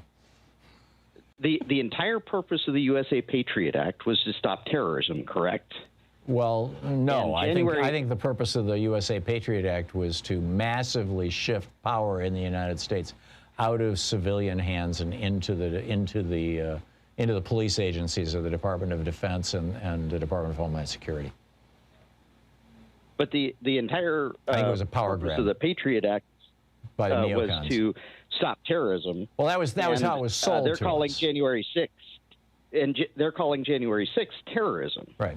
Now, the USA Patriot Act was completely ineffective at stopping the January 6th incident. So that shows. Hang on just a second, Lowell. There's all this data that we're now getting from the metadata from the phones of who was doing what and where, and a lot of it's been used in the prosecutions, and a lot of it is being used to tie together several of these right-wing white supremacist groups as basically leaders of that movement. And I could be wrong, but I believe it was the Patriot Act that allowed that collection of metadata. Now, I was opposed to that at the time, and I'm still very ambivalent about it. But but since it was completely ineffective, I'm sure it was completely ineffective. Is my point. I just think that the Patriot Act is going after a fly with a shotgun. Right, but the incident happened. So why didn't they use that as leverage to fund the Capitol Police? Say, hey, you guys can have extra money as long as we get our Fourth Amendment and Fifth Amendment rights back, because the Patriot Act violates each of those. Yeah. Lowell, by the way, 10 Democrats, including everybody in the squad who was in Congress at the time, voted against authorizing the Patriot Act. Just FYI. I just, you know, I don't think saying, you know, the Patriot Act, obviously, in my opinion, needs to be massively rewritten, if not done away with. It was, you know, foisted upon us. It was a dream. It was a wish list for the neocons and had been for years and years and years, and then it got dumped on us after 9/11 as if it was like some brand new written thing. It wasn't. It had been around for quite a while. But the reason, as I said earlier, the whole point of the Patriot Act was to shift power away from legislative bodies and away from the people and toward a more centralized federal government and the police agencies therein. When Donald Trump was president, he was in charge of those agencies. And so his guy, Christopher Miller at the Department of Defense, said, no, you may not have the National Guard. You know, it was his people who helped, I believe, set this thing up on January 6th. It was his people who controlled the investigation of it right up until January 21st. And frankly, I think his people are probably some of his people are still there. And so it's not the Patriot Act. It's, I mean, you could argue that we shouldn't have been shifting power like that, but it's the abuse of power. And I am hopeful that Trump and his buddies are held accountable for it. But I get what you're saying, but this is not about, you know, something that a particular group of legislators need to do. This is a much bigger issue that has to do with the future viability of our republic. I mean, that's why I wrote that book about American oligarchy. We are standing at that moment. We'll be right back.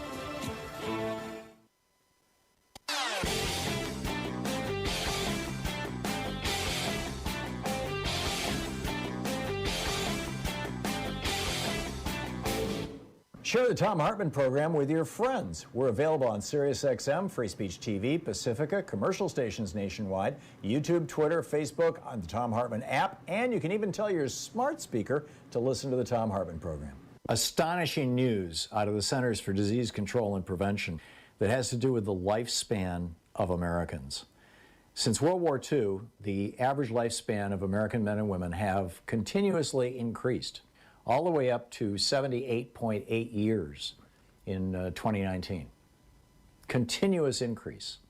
Things were getting better, more and more people were getting health care, we were making medical technology advances, there was a rather dramatic decline in smoking between the 1990s and the 2010s. All kinds of things were working together. And then came Donald Trump's response to COVID-19. Causing America, with 4% of the world's population, to have 20% of the world's deaths. The result of that has been extraordinary. For the first time since World War II, American life expectancy has declined. It's all over in a new video for supporters of our program over at thomhartmann.com.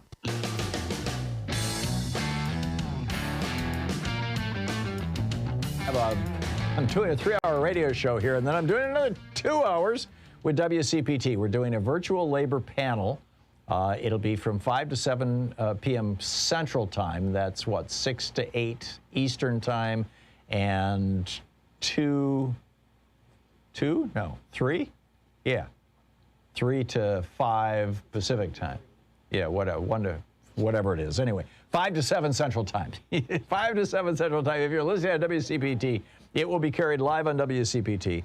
And it's going to be it'll be me along with Joan Esposito for 1 hour and along with Rick Unger for an hour co-hosting. And also you can find a registration link on our Facebook page, on the Thom Hartmann Program Facebook page, or at WCPT20.com, which is the website. And we've got some really great labor folks on, and we're going to be talking about, you know, the present moment and the future moments of labor in the United States, and you know where it came from, where it's going, how we're going to keep it together, all this kind of stuff. So We talked about police reform. I also wanted to mention, given that our largest police agencies in the United States operate under the aegis of the Department of Justice, the Federal Bureau of Investigation being the most well-known, although there are others. But principally, it's the FBI. And the FBI has been investigating Trump for a while, apparently. There is some debate about whether they've been protecting him or investigating him during the, particularly during the Bill Barr time. But they're on it again. And we now have, this blockbuster story that hit the news last night. I believe the Washington Post was the first to break it, that a grand jury has been impaneled. Apparently now there are multiple grand juries. What's the old saying? A grand jury can indict a ham sandwich. Well, Trump bears some resemblances to a ham sandwich, including the white bread on the outside. But let's say that happens. Let's say that, one of these grand juries says, yeah, this guy committed tax fraud. This guy committed bank fraud.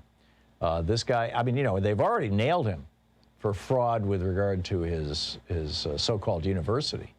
He had to pay a $25 million fine for that. They've already nailed him for fraud with regard to his so-called foundation that was taking in money from donors and using that money to buy paintings of Donald Trump to hang in Trump properties. They've nailed him for that stuff. But those things didn't send him to jail or to prison. Tax fraud?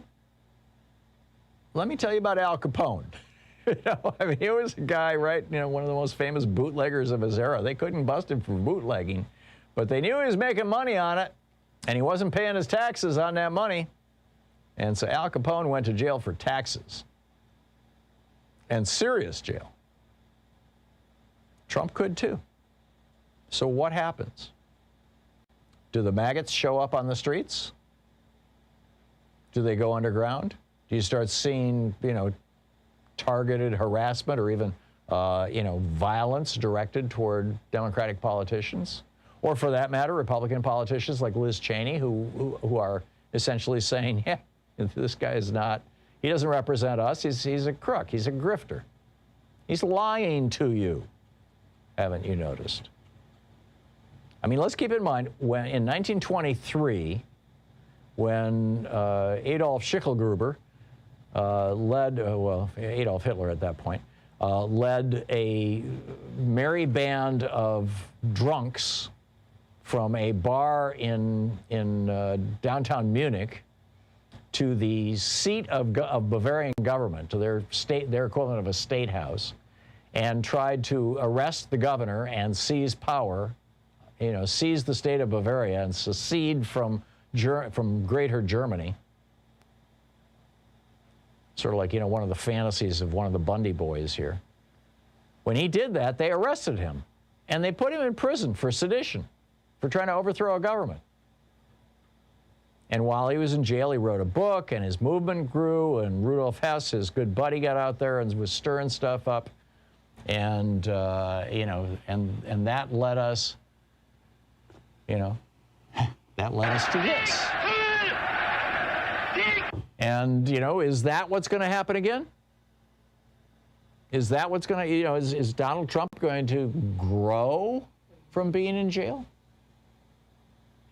Or is he going to be able to just, employ a barrage of lawyers, as rich people do in America so often, and hold off the prosecutions until he's, in his 90s or has passed away? How's this going to play out? Will it be the end of our long national nightmare, or will it be the beginning of a brand new one? And what's going to happen if they indict his kids? It certainly seems that they're up to their eyeballs in all of it, all three of his kids. This is a family of grifters. I'm guessing probably Melania has been able to keep her distance and say, I don't want to know, Donald, do not tell me. Like a good mob spouse does, a good mob wife does, from the movies. You're listening to the Thom Hartmann Program. Call 202-808-9925. But how much police reform is needed? And what do we do with this? Oh, I read the wrong.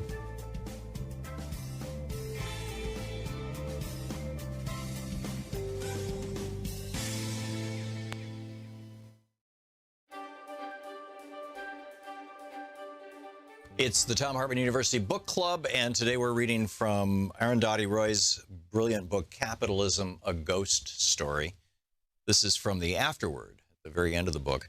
Yesterday morning, the police cleared Zuccotti Park, but today the people are back. The police should know that this protest is not a battle for territory. We're not fighting for the right to occupy a park here or there. We're fighting for justice.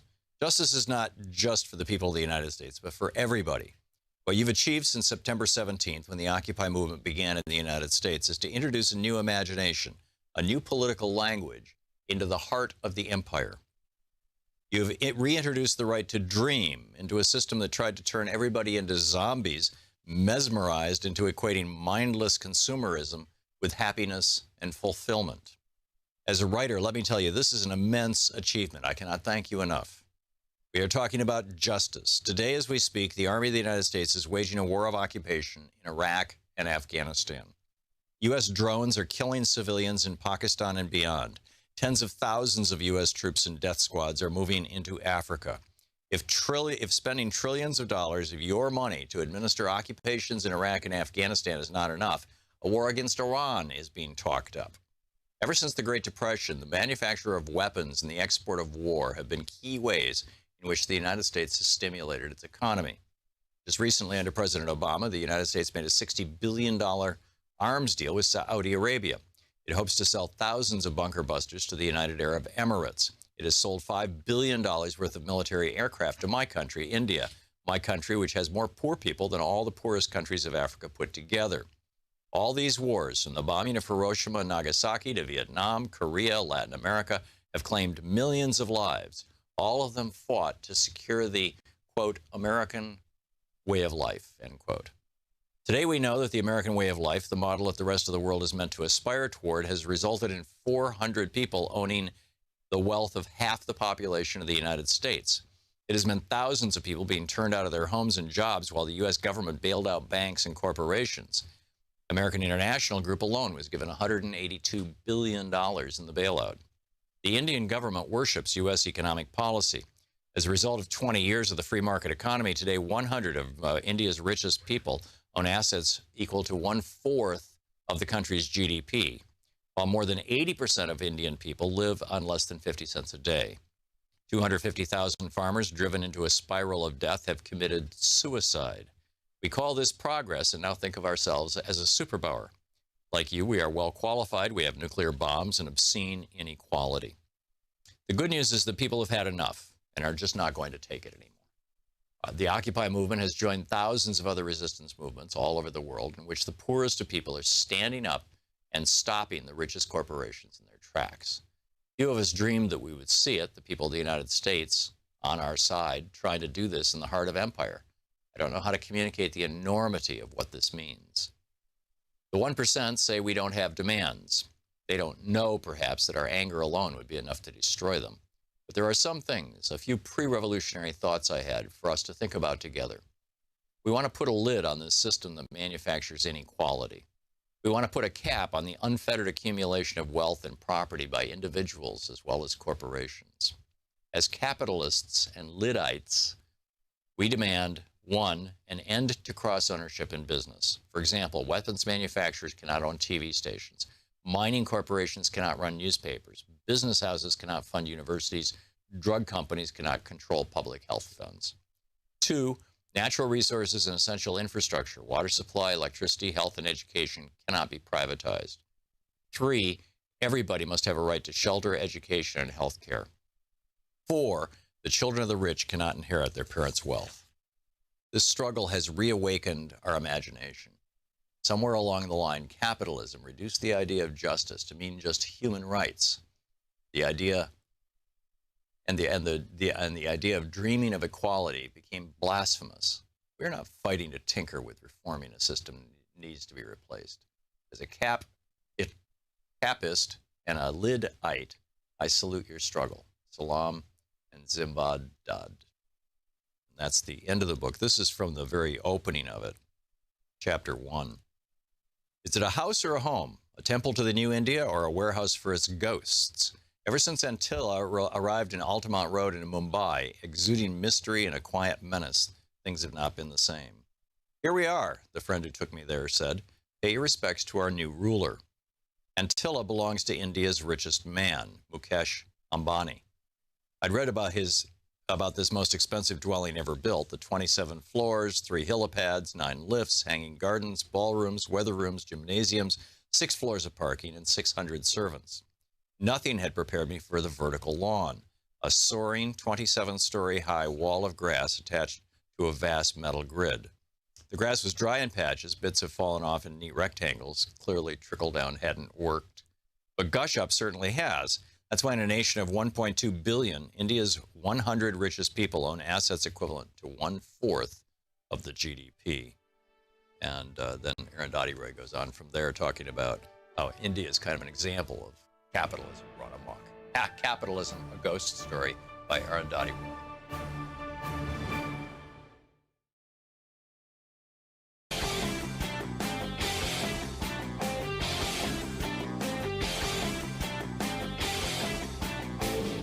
Our 1-hour free podcast recaps our show, and it's available wherever fine podcasts are found. And we have the full 3-hour podcast available over at thomhartmann.com if you want to really support our program. So David Perry over at medium.com put together a list of 38 reasons to investigate the Trump administration. Everything from the Russian influence over the 2016 election to the Trump family's collusion with Russia to Ivanka Trump's trademarks to federal spending at Trump properties to the civilians killed by Trump's drone strikes to the Trump administration's role in turning the United States into the global epicenter for the COVID-19 pandemic. Yes, we are. Yes, it's grim. Their decision to sideline the CDC, politicizing mask wearing just to try to get himself reelected, the number of people who died because the White House kept PPE from blue states, from Democratic-led states, the contents of the Trump documents that Trump refused to release to the House Judiciary Committee and other committees, all the people who wouldn't speak, at all, ignoring subpoenas, violations of the Hatch Act, the deportation of COVID-positive immigrant families, illegal altering of records. Anyhow, there's a whole list. It's over at thomhartmann.com. Check it out. Not available in Idaho. Welcome back. Okay, one last thing that I promised that I would share with you, and I haven't gotten to yet, and that is, why is it that Merrick Garland seems to be protecting Bill Barr? The Justice Department had until Monday of this week to basically say to a judge, this judge said, under Bill Barr, the Justice Department was lying to the court. And you guys can make it right. Release, unredact these documents and release these documents, Justice Department.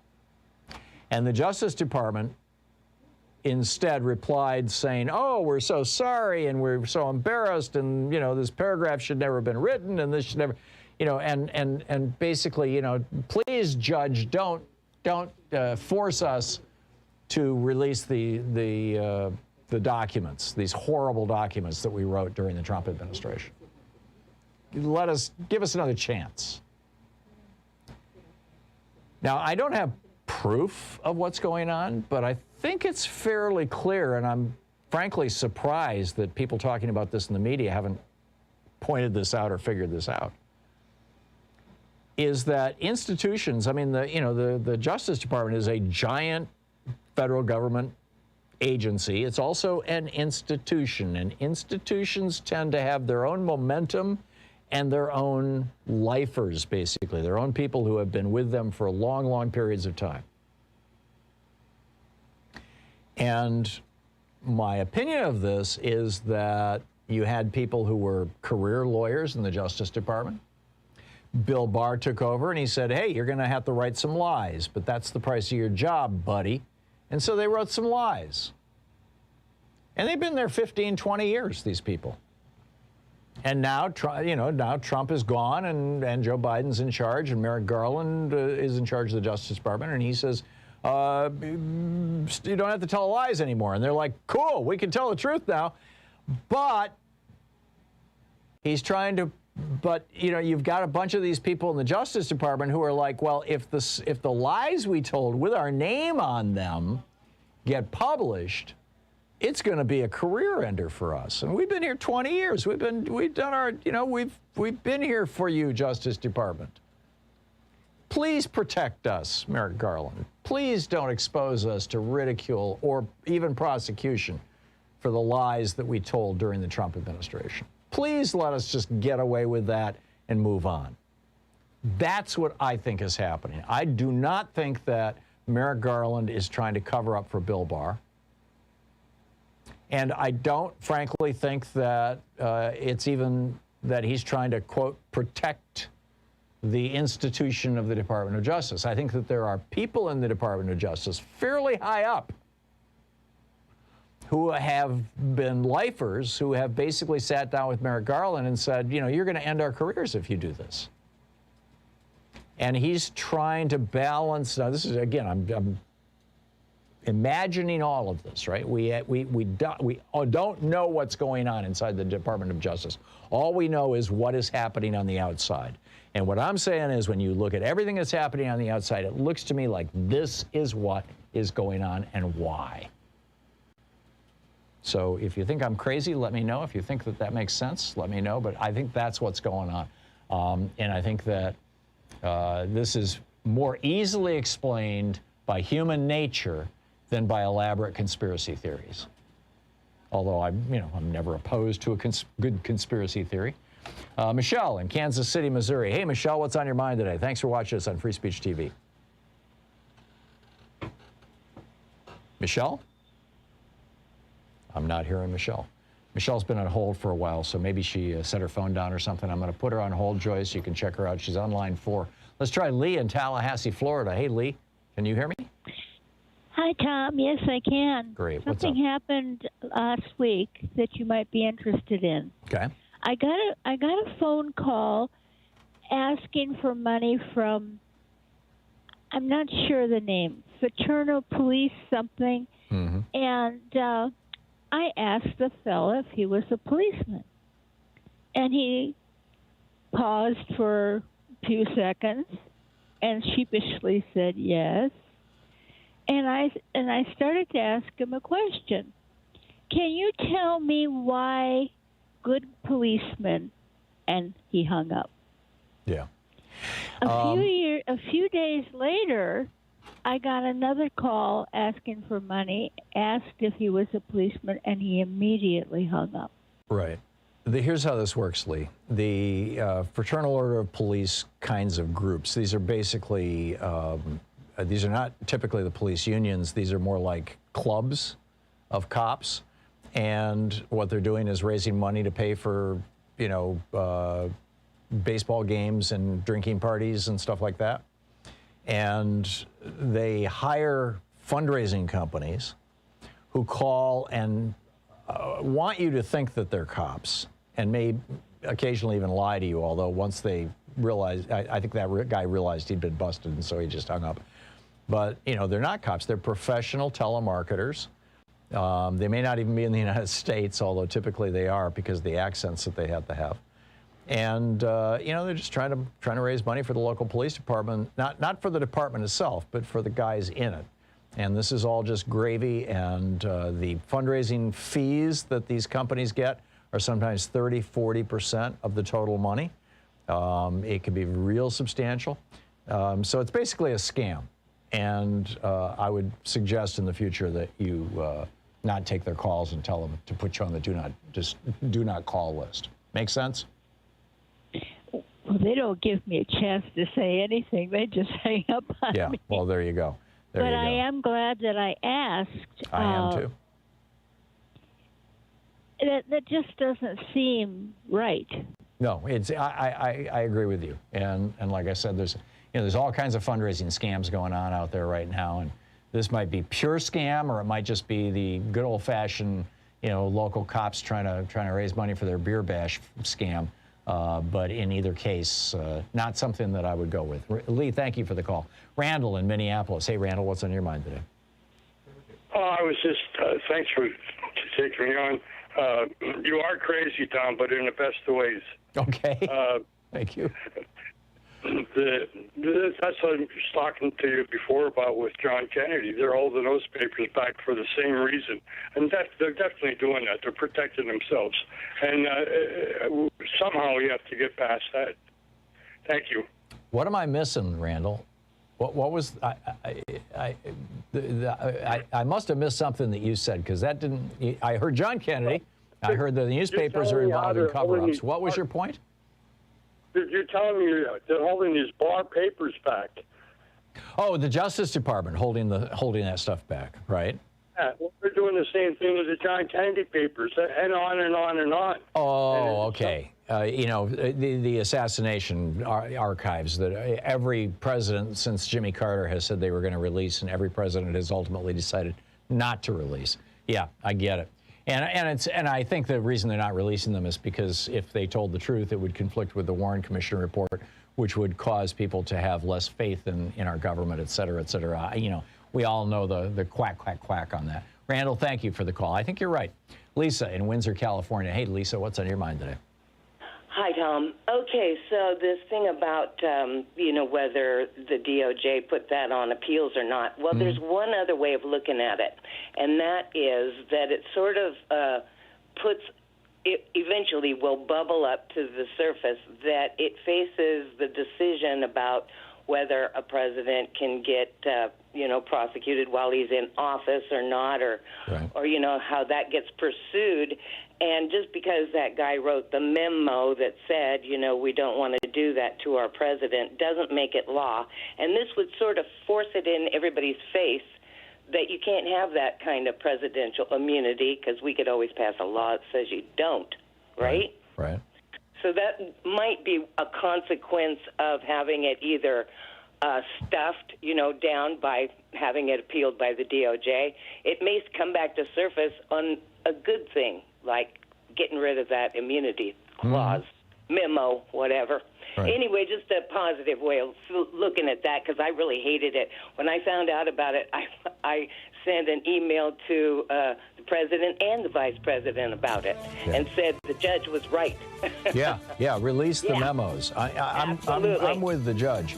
Yeah, me too. Yeah. Thanks. Lisa, thank you for the call. That's fascinating. Fascinating. You know, why is the Justice Department apparently, you know, the Merrick Garland Justice Department apparently covering up for Bill Barr?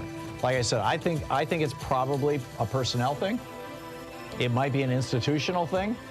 It might be that they just weren't noticing, and, you know, who knows? You're listening to Thom Hartmann. Visit ThomHartmann.com for audio and video archives. It is now, however, in the mainstream of the media. And I'm guessing that by the end of the week, we're going to know what's going on.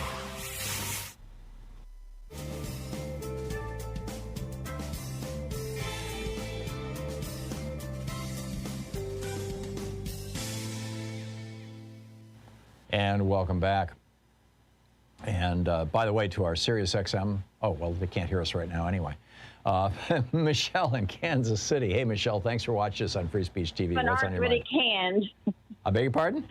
I apologize for having arthritic hands. I was switching my hands and I hit the mute button. Oh, that's quite all right. Stuff like that happens. That's why I put you on hold instead of dumping you. What's up?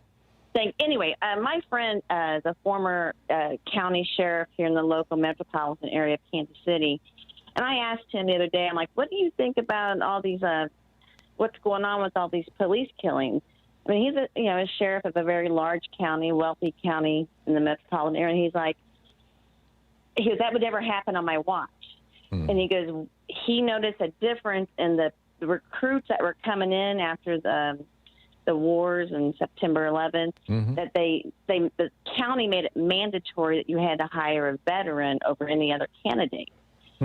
And he was like, I'm all for giving veterans jobs. He goes, but some of them, he would interview them. He's like, I knew they did not need to be on the police force because they thought of the people as the enemy, not the community. Right. And they had been he trained, noticed, they had turned into trained killers, in other words. Yes. And he's like, he did not want them in his county. And he went before the county board and said that, and he'd been elected for 26 years unanimously, no opponents. But when he went before that board and said that, he was not reelected. Wow. And he was just like, Go ahead. I'm sorry. No, finish your thought, Michelle, and then I'll give you my rant. No, he's just like, he is, I mean, he's a good, he said he never, 26 years he's on the force, he never drew his gun. Yeah. Because in the 4 years after that, he had complaints about police officers drawing their guns. Yeah, I get it. This is why we should not have an all-volunteer military. This is why we have to have a draft. During the Vietnam War, there were, the majority, I would say, in fact, I knew a lot of the folks who went to Vietnam.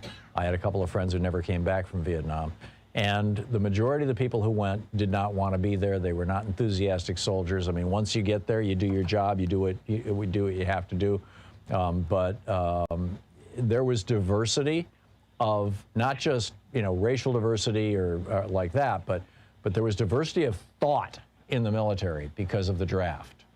And you had, literally people who were PhD candidates fighting next to people who hadn't graduated from high school. Now we have a civilian military. The people who are drawn to military service tend to be coming out of one of two pools. Either the authoritarian pool, hey, this seems like fun, give me a gun, let me, and the very, very poor pool, people who are just, trying to escape poverty. In either case, they're entering into an all-volunteer military, and an all-volunteer military tends to have a very homogenous culture. And that's... And I believe also, Tom, not to interrupt, women should be involved in that also. I agree. If we're in this, we're all in it together. I agree. And believe me, women have fought in every war since the Revolutionary War in this country. You're absolutely right. We need more women. We need more gender minorities. We need more. We do have fairly good racial diversity now in the military. In fact, I think it's better than any other area in American life. But thank you for your time, sir. Yeah, thank you, Michelle. Thanks for the call, and thanks for the great story. That was marvelous. It was fascinating. Thank you. It's coming up on 10 minutes before the hour. We'll be back in just 1 minute. And after I read an ad on the other side for, what is it now, Mack Weldon? Yeah, okay, we'll be right back. Stick around.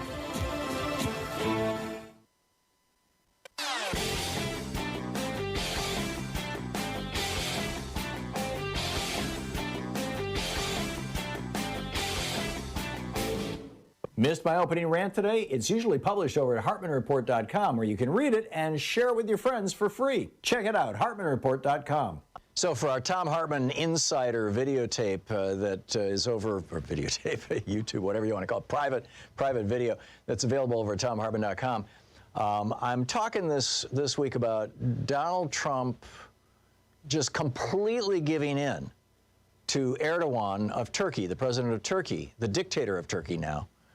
And this theory that Jared Kushner okayed the killing, at least the capture, perhaps the killing of Jamal Khashoggi, and to Mohammed bin Salman, and that Erdogan has the tape of it, and that when he called up Donald Trump a couple weeks ago and said, I want you to pull out of Syria and give me those Kurds so I can kill them and take that land, that he did it because Erdogan threatened him. And then Erdogan comes to the United States, a week or two later and gets a whole state dinner thing. Check it all out. It's over at ThomHartmann.com. I think you'll find it fascinating.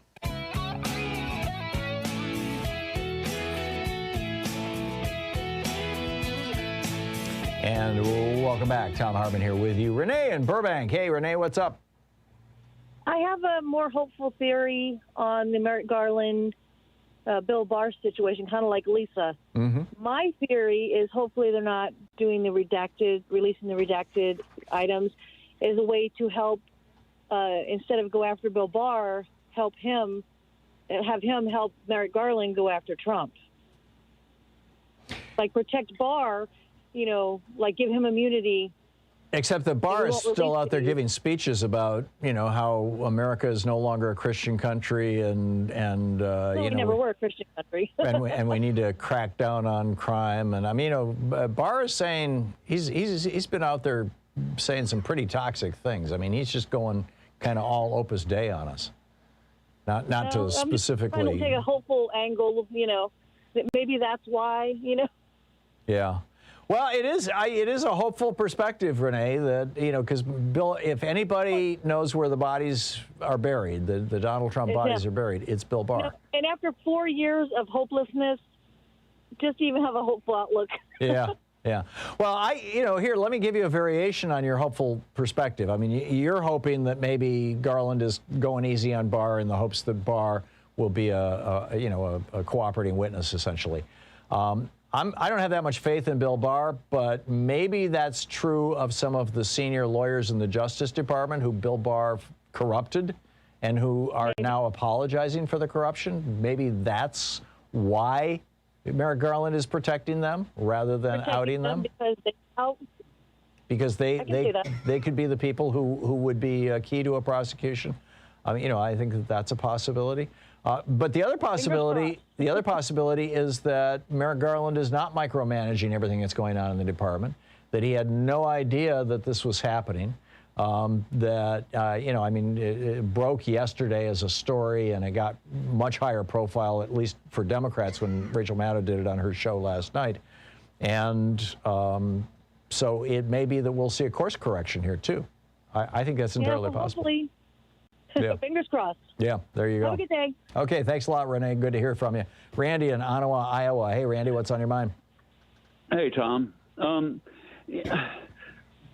kind of hesitant to, say anything about Merrick Garland yet. I think that it's taken time for him to get his legs under him there.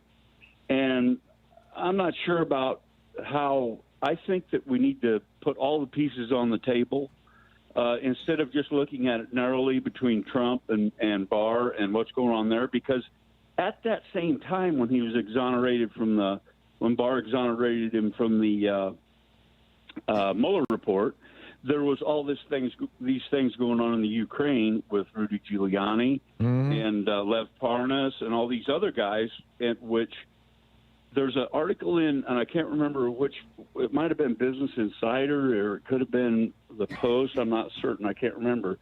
But basically it said that Parnas' lawyer was talking to the judge about a meeting, and the way I took it was that they thought it was going on too long. The Justice Department had asked for, after they confiscated Giuliani's electronic devices, they're going after his cloud information. They're going after these things, and the Justice Department has not received those pieces yet.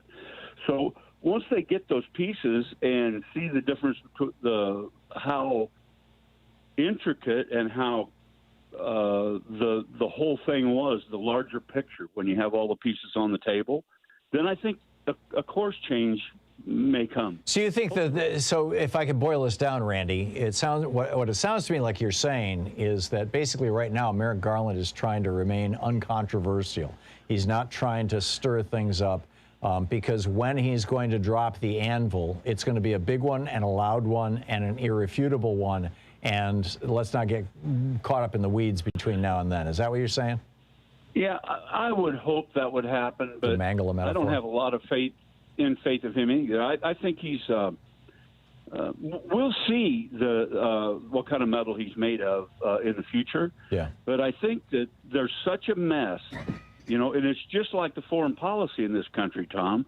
It's such a mess. They're trying to put the State Department back together. It got turned into the Department of Russian Affairs. I mean, it's. Yep.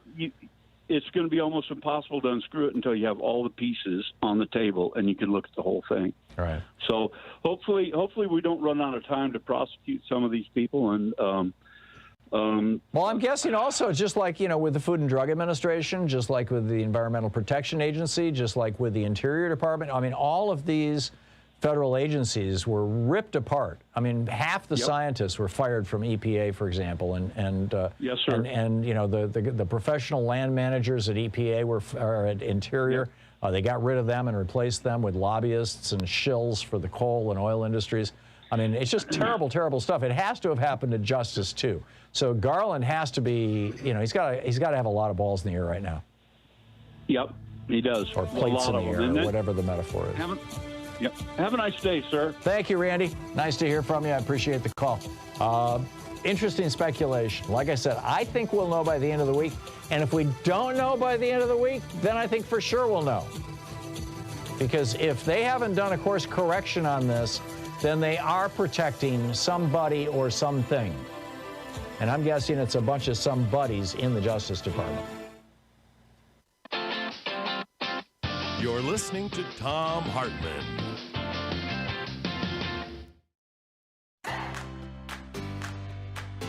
These companies support the Thom Hartmann Program. They are HelloFresh, the #1 meal kit delivery service. More information at hellofresh.com, code TOM. CB Distillery for sleeping and pain relief. More info at cbdistillery.com, code TOM. Annie's Kit Clubs, creativity delivered right to your door. More info is available at annieskitclubs.com/Tom. EasyFlow, personal air filtration system. Fresh air anywhere. More info at easyflowusa.com, code TOM. Masterclass with world-class instructors. More info at masterclass.com/Hartmann. And Dinovite, only the best all-natural pet supplements. More info at dinovite.com.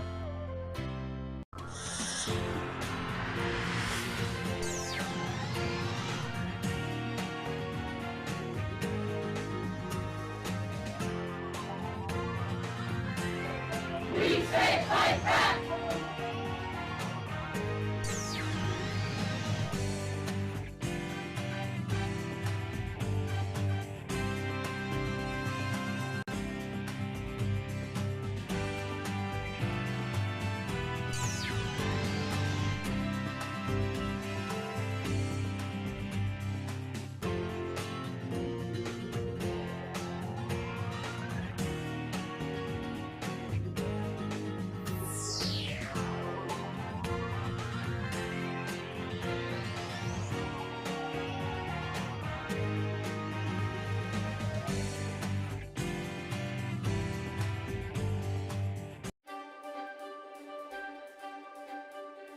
It's the Thom Hartmann University Book Club, and today we're reading from Arundhati Roy's brilliant book, Capitalism, A Ghost Story.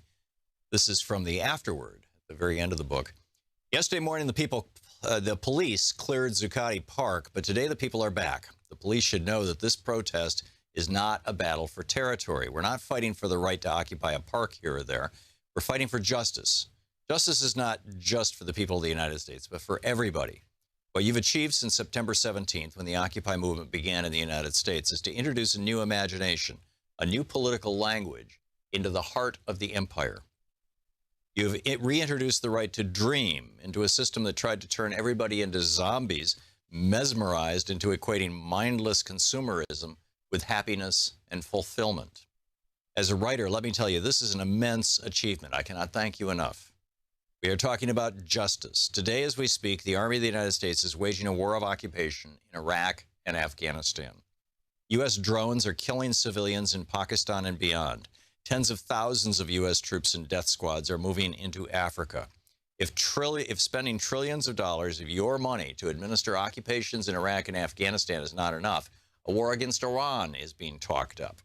Ever since the Great Depression, the manufacture of weapons and the export of war have been key ways in which the United States has stimulated its economy. Just recently, under President Obama, the United States made a $60 billion arms deal with Saudi Arabia. It hopes to sell thousands of bunker busters to the United Arab Emirates. It has sold $5 billion worth of military aircraft to my country, India, my country, which has more poor people than all the poorest countries of Africa put together.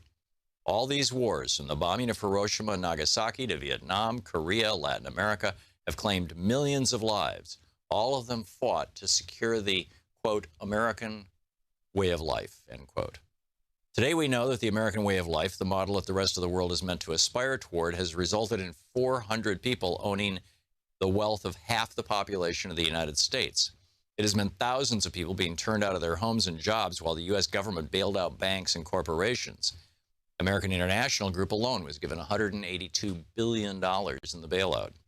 The Indian government worships U.S. economic policy. As a result of 20 years of the free market economy, today 100 of India's richest people own assets equal to 1/4 of the country's GDP, while more than 80% of Indian people live on less than 50 cents a day. 250,000 farmers driven into a spiral of death have committed suicide. We call this progress and now think of ourselves as a superpower. Like you, we are well qualified. We have nuclear bombs and obscene inequality. The good news is that people have had enough and are just not going to take it anymore. The Occupy movement has joined thousands of other resistance movements all over the world in which the poorest of people are standing up and stopping the richest corporations in their tracks. Few of us dreamed that we would see it, the people of the United States on our side, trying to do this in the heart of empire. I don't know how to communicate the enormity of what this means. The 1% say we don't have demands. They don't know, perhaps, that our anger alone would be enough to destroy them. But there are some things, a few pre-revolutionary thoughts I had for us to think about together. We want to put a lid on this system that manufactures inequality. We want to put a cap on the unfettered accumulation of wealth and property by individuals as well as corporations. As capitalists and Liddites, we demand, 1, an end to cross-ownership in business. For example, weapons manufacturers cannot own TV stations. Mining corporations cannot run newspapers. Business houses cannot fund universities. Drug companies cannot control public health funds. 2, natural resources and essential infrastructure, water supply, electricity, health, and education cannot be privatized. 3, everybody must have a right to shelter, education, and health care. 4, the children of the rich cannot inherit their parents' wealth. This struggle has reawakened our imagination. Somewhere along the line, capitalism reduced the idea of justice to mean just human rights. The idea the idea of dreaming of equality became blasphemous. We're not fighting to tinker with reforming a system that needs to be replaced. As a capist and a Lidite, I salute your struggle. Salam and Zimbad Dad. That's the end of the book. This is from the very opening of it, chapter 1. Is it a house or a home? A temple to the new India or a warehouse for its ghosts? Ever since Antilla arrived in Altamont Road in Mumbai, exuding mystery and a quiet menace, things have not been the same. Here we are, the friend who took me there said. Pay your respects to our new ruler. Antilla belongs to India's richest man, Mukesh Ambani. I'd read about this most expensive dwelling ever built, the 27 floors, 3 helipads, 9 lifts, hanging gardens, ballrooms, weather rooms, gymnasiums, 6 floors of parking, and 600 servants. Nothing had prepared me for the vertical lawn, a soaring 27-story high wall of grass attached to a vast metal grid. The grass was dry in patches, bits have fallen off in neat rectangles, clearly trickle down hadn't worked. But gush up certainly has. That's why in a nation of 1.2 billion, India's 100 richest people own assets equivalent to 1/4 of the GDP. And then Arundhati Roy goes on from there talking about how India is kind of an example of capitalism run amok. Capitalism, a Ghost Story by Arundhati Roy.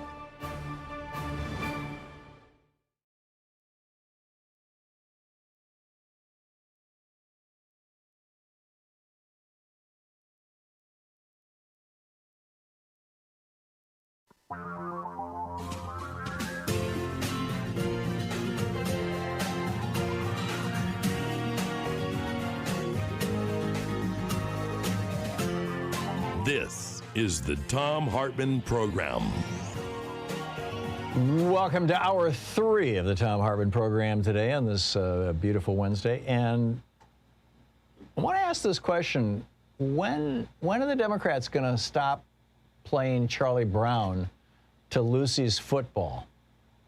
I mean, you know, Chuck Schumer came out with this really good plan. I mean, really, the Biden administration put it together, but they did it collaboratively with the head guy in the Senate and with Nancy Pelosi in the House, of course, to put over $2 trillion into American infrastructure over the next decade, which, when you think about it, is not that much money. That's what, $200 billion a year for 10 years?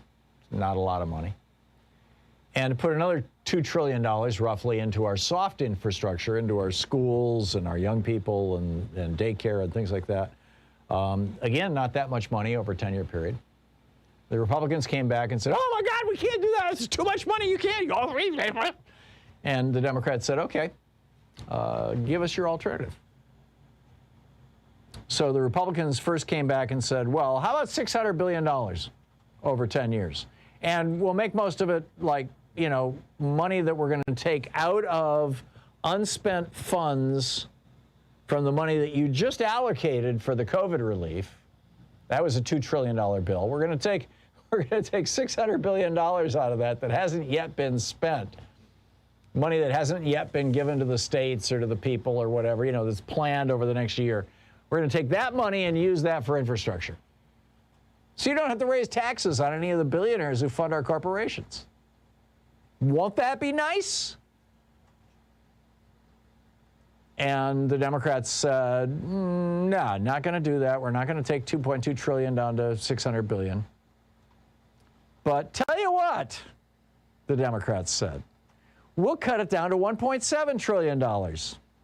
You know, we'll do away with a bunch of, we'll get rid of child care. We'll get rid of, you know, there's a bunch of stuff we can get rid of. If that will make you Republicans happy.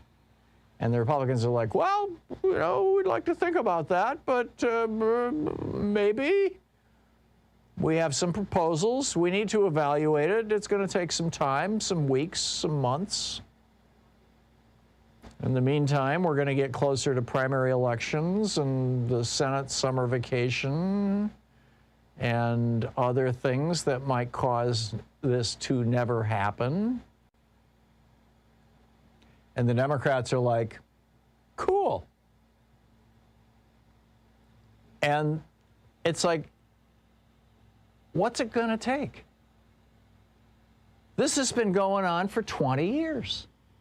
This happened to Bill Clinton, for God's sake. This has been going on for 30 years, where the Democrats put forward a proposal. The Republicans say, well, you know, we like the idea. We're all in favor of the goal that you're talking about, but we have a different way to get there.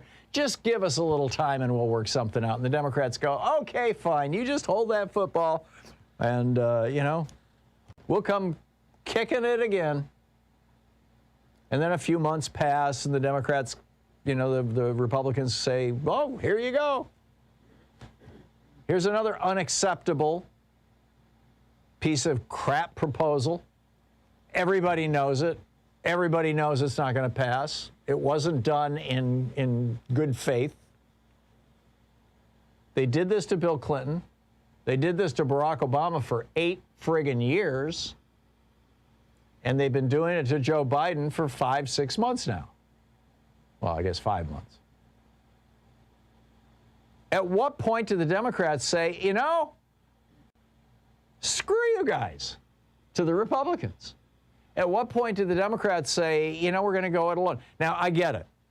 There is a strategy here. I talked about this a little bit yesterday, where Biden has to make it look like he has done everything he can to include the Republicans, so that when something gets passed without Republicans, the one thing that the Republicans won't be able to say is, we were excluded from the process. Now, number one, nobody cares whether they were part of the process or not. What they care, people are going to look at the outcome of the legislation. I mean, yeah, in Washington, D.C., and some policy wonks and people like me, but, you know, the 99% of Americans don't care, number one. And number two, you've got to get this stuff through. You've got to get this stuff passed.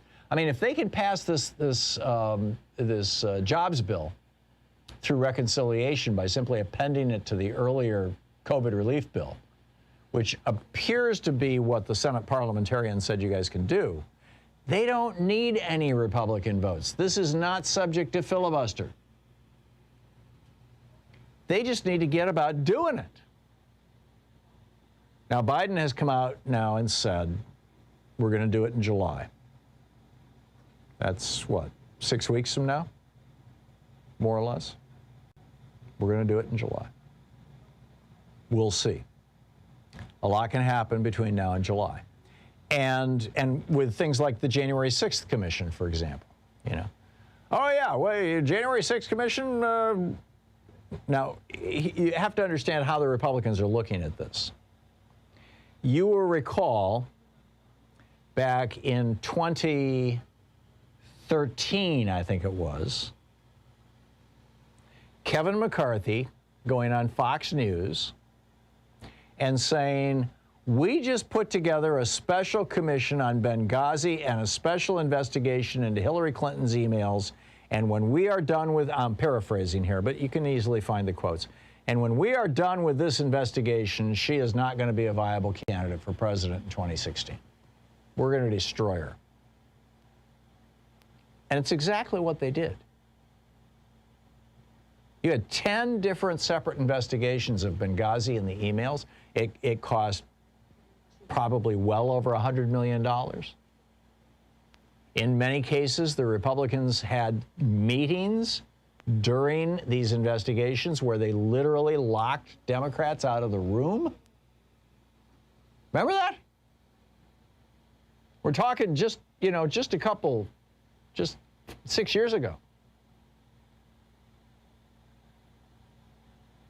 And now the Democrats are like, well, we need to let the Republicans in the room. We need to collaborate with them. We need to cooperate with them. We need to work with them. I get it. You're trying to get something that you can sell in Wyoming. Wyoming is lost. Forget about Wyoming. Just get the damn bill passed. You get that damn bill passed, and when they start building bridges in Wyoming that have Joe Biden's name on them instead of Donald Trump's, or instead of Liz Cheney, who has voted against everything the Democrats have been pushing. When they start building those bridges in Wyoming, when they start bringing broadband to rural people, and if they do a good job, those people realize, like with the RTA, the Rural Telephony Administration back in the 30s, the federal government brought this to me. Not some big corporation and not the Republicans, but it was the Democrats in charge. Or the Rural Electrification Administration. I think that preceded the RTA. That was the one under FDR, the REA in the 30s. We're going to bring electricity out to rural areas. They did it. In my opinion, Democrats just need to get going. They need to get this legislation passed. Now, it may be that what's going on right now, and love to hear your thoughts on this.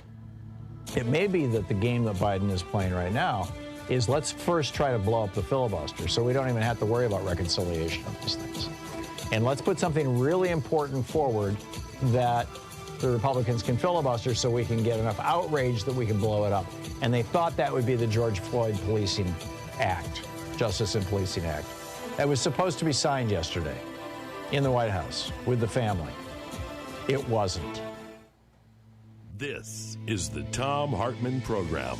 And it wasn't because of Republicans. At what point did Democrats say enough is enough? And at what point does Chuck Schumer get his hands around Joe Manchin's throat? We'll talk about that right after this.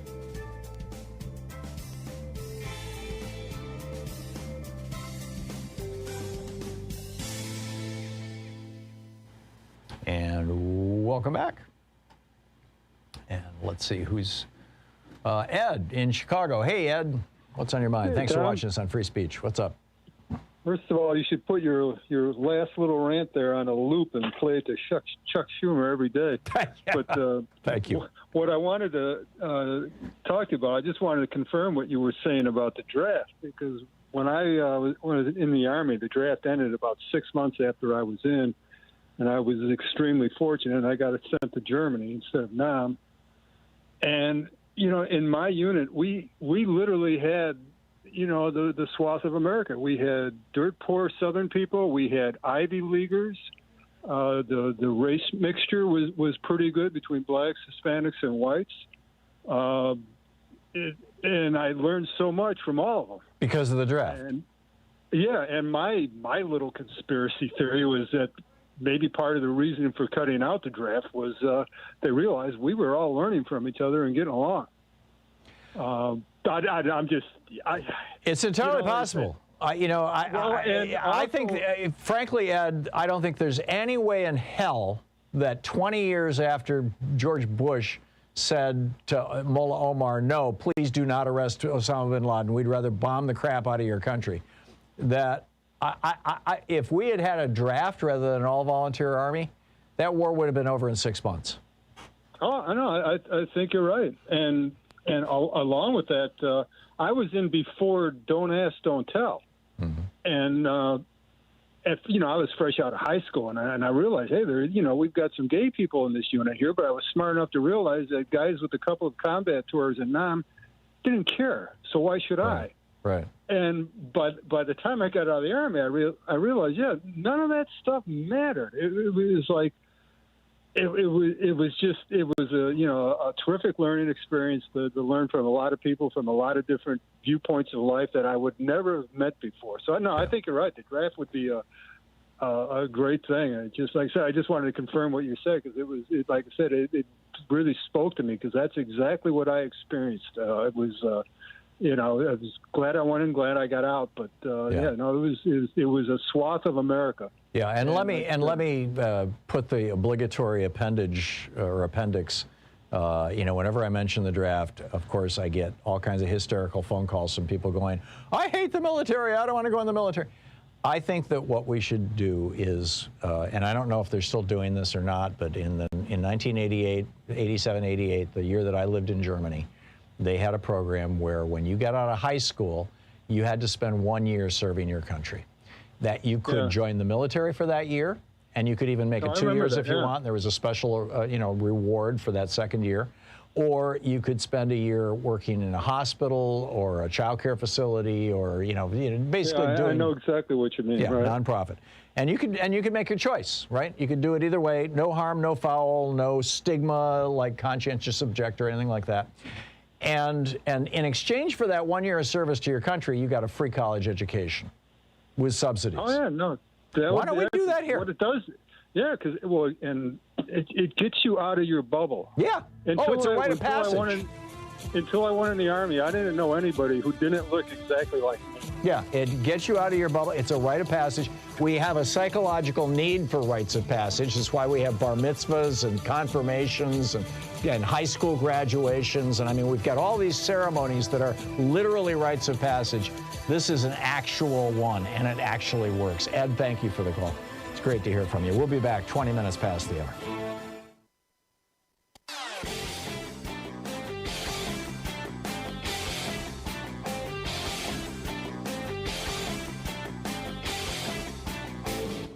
Missed my opening rant today? It's usually published over at HartmannReport.com, where you can read it and share it with your friends for free. Check it out, HartmannReport.com. So there's a new study that this is not peer-reviewed, but it is in preprint. It is being peer-reviewed as we speak, where the scientists were looking at the ability of the COVID virus to jump from the human species. It started with bats, and then it apparently went to pangolins and then to humans. To jump from humans to other species, which would be a big problem. If we can infect other mammals, our cats and dogs, if we can infect rats or mice, who have traditionally been disease vectors for all kinds of things, from the bubonic plague to hantavirus, if we can infect them with this virus, we've got a whole brand new problem. And sure enough, they have found that these two variants, B351 and P1, both can infect mice in the laboratory. And they say this abrogation of the species barrier represents a serious problem. It's over at ThomHartmann.com. Check it out.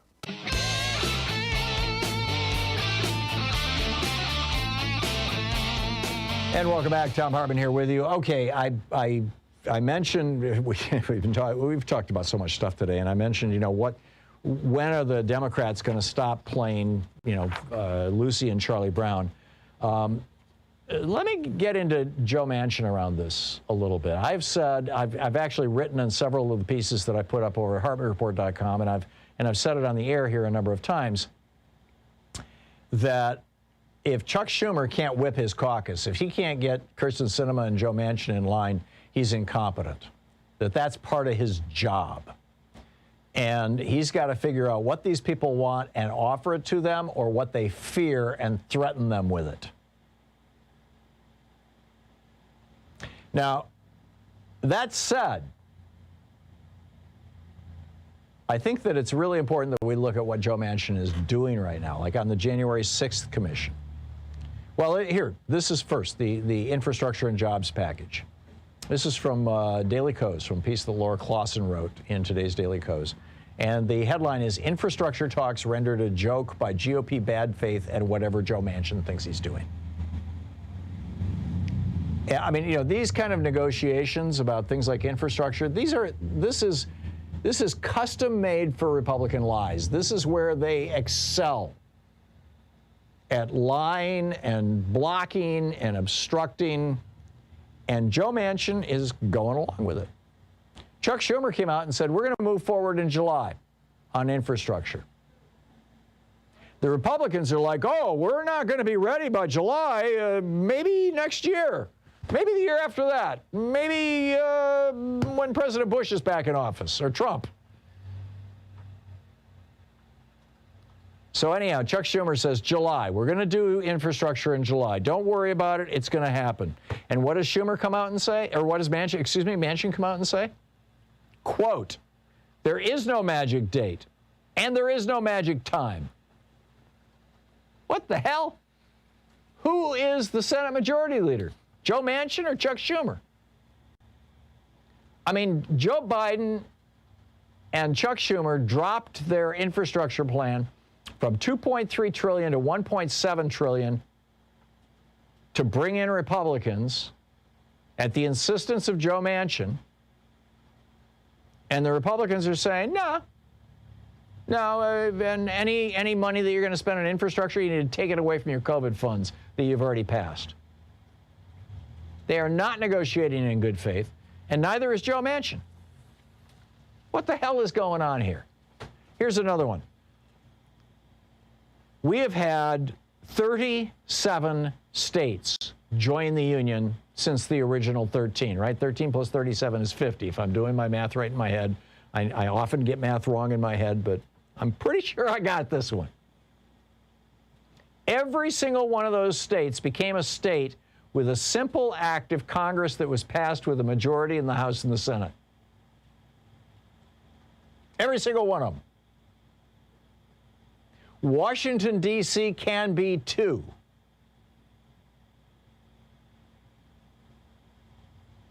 So what does Joe Manchin say about this? He says, well, I've looked into this,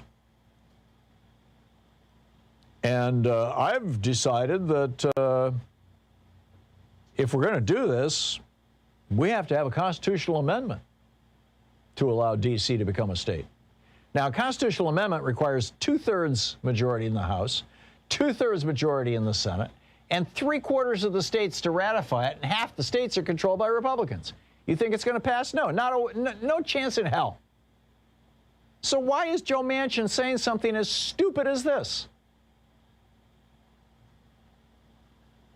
39 constitutional scholars. I'm talking major, top-of-the-line names that you would recognize, constitutional scholars, wrote a letter to Joe Manchin. Earlier on West Virginia TV, he said, I took a deep dive into this, and D.C. statehood is not a new one. They all came to the same conclusion. Congress needs a constitutional amendment. BS. West Virginia became a state in 1861 when it separated from Virginia because Congress passed a law to declare it a state. Didn't take a damn constitutional amendment. So here you got 39 constitutional scholars. As scholars of the United States Constitution, we write to correct claims that the D.C. Admission Act is vulnerable to a constitutional challenge in the courts. There is no constitutional barrier. There is no constitutional barrier to prevent Washington, D.C., I'm quoting from their letter, from entering the Union through a congressional proclamation pursuant to the Constitution's admissions clause, just like the 37 other states that have been admitted since the Constitution was adopted. So why is Joe Manchin doing the Republicans' work for them? Is it because he wants to continue being a star on Fox News? Is it because the Republicans are threatening him with something? Maybe they're going to go after his daughter, the pharma CEO who tripled the price of EpiPens? Maybe they've got something on Joe? I don't know what it is. I don't know why he's behaving this way. The guy just recently won re-election. He doesn't have to worry about an election for a while. Is it ego? Are you in West Virginia? Do you have any ideas? You're listening to the Thom Hartmann Program. Call 202-808-9925. I mean, maybe they just bought him. He's a multimillionaire. You know, like I said, we used to live in the same marina in Washington, D.C. at the Yacht Club. I don't know.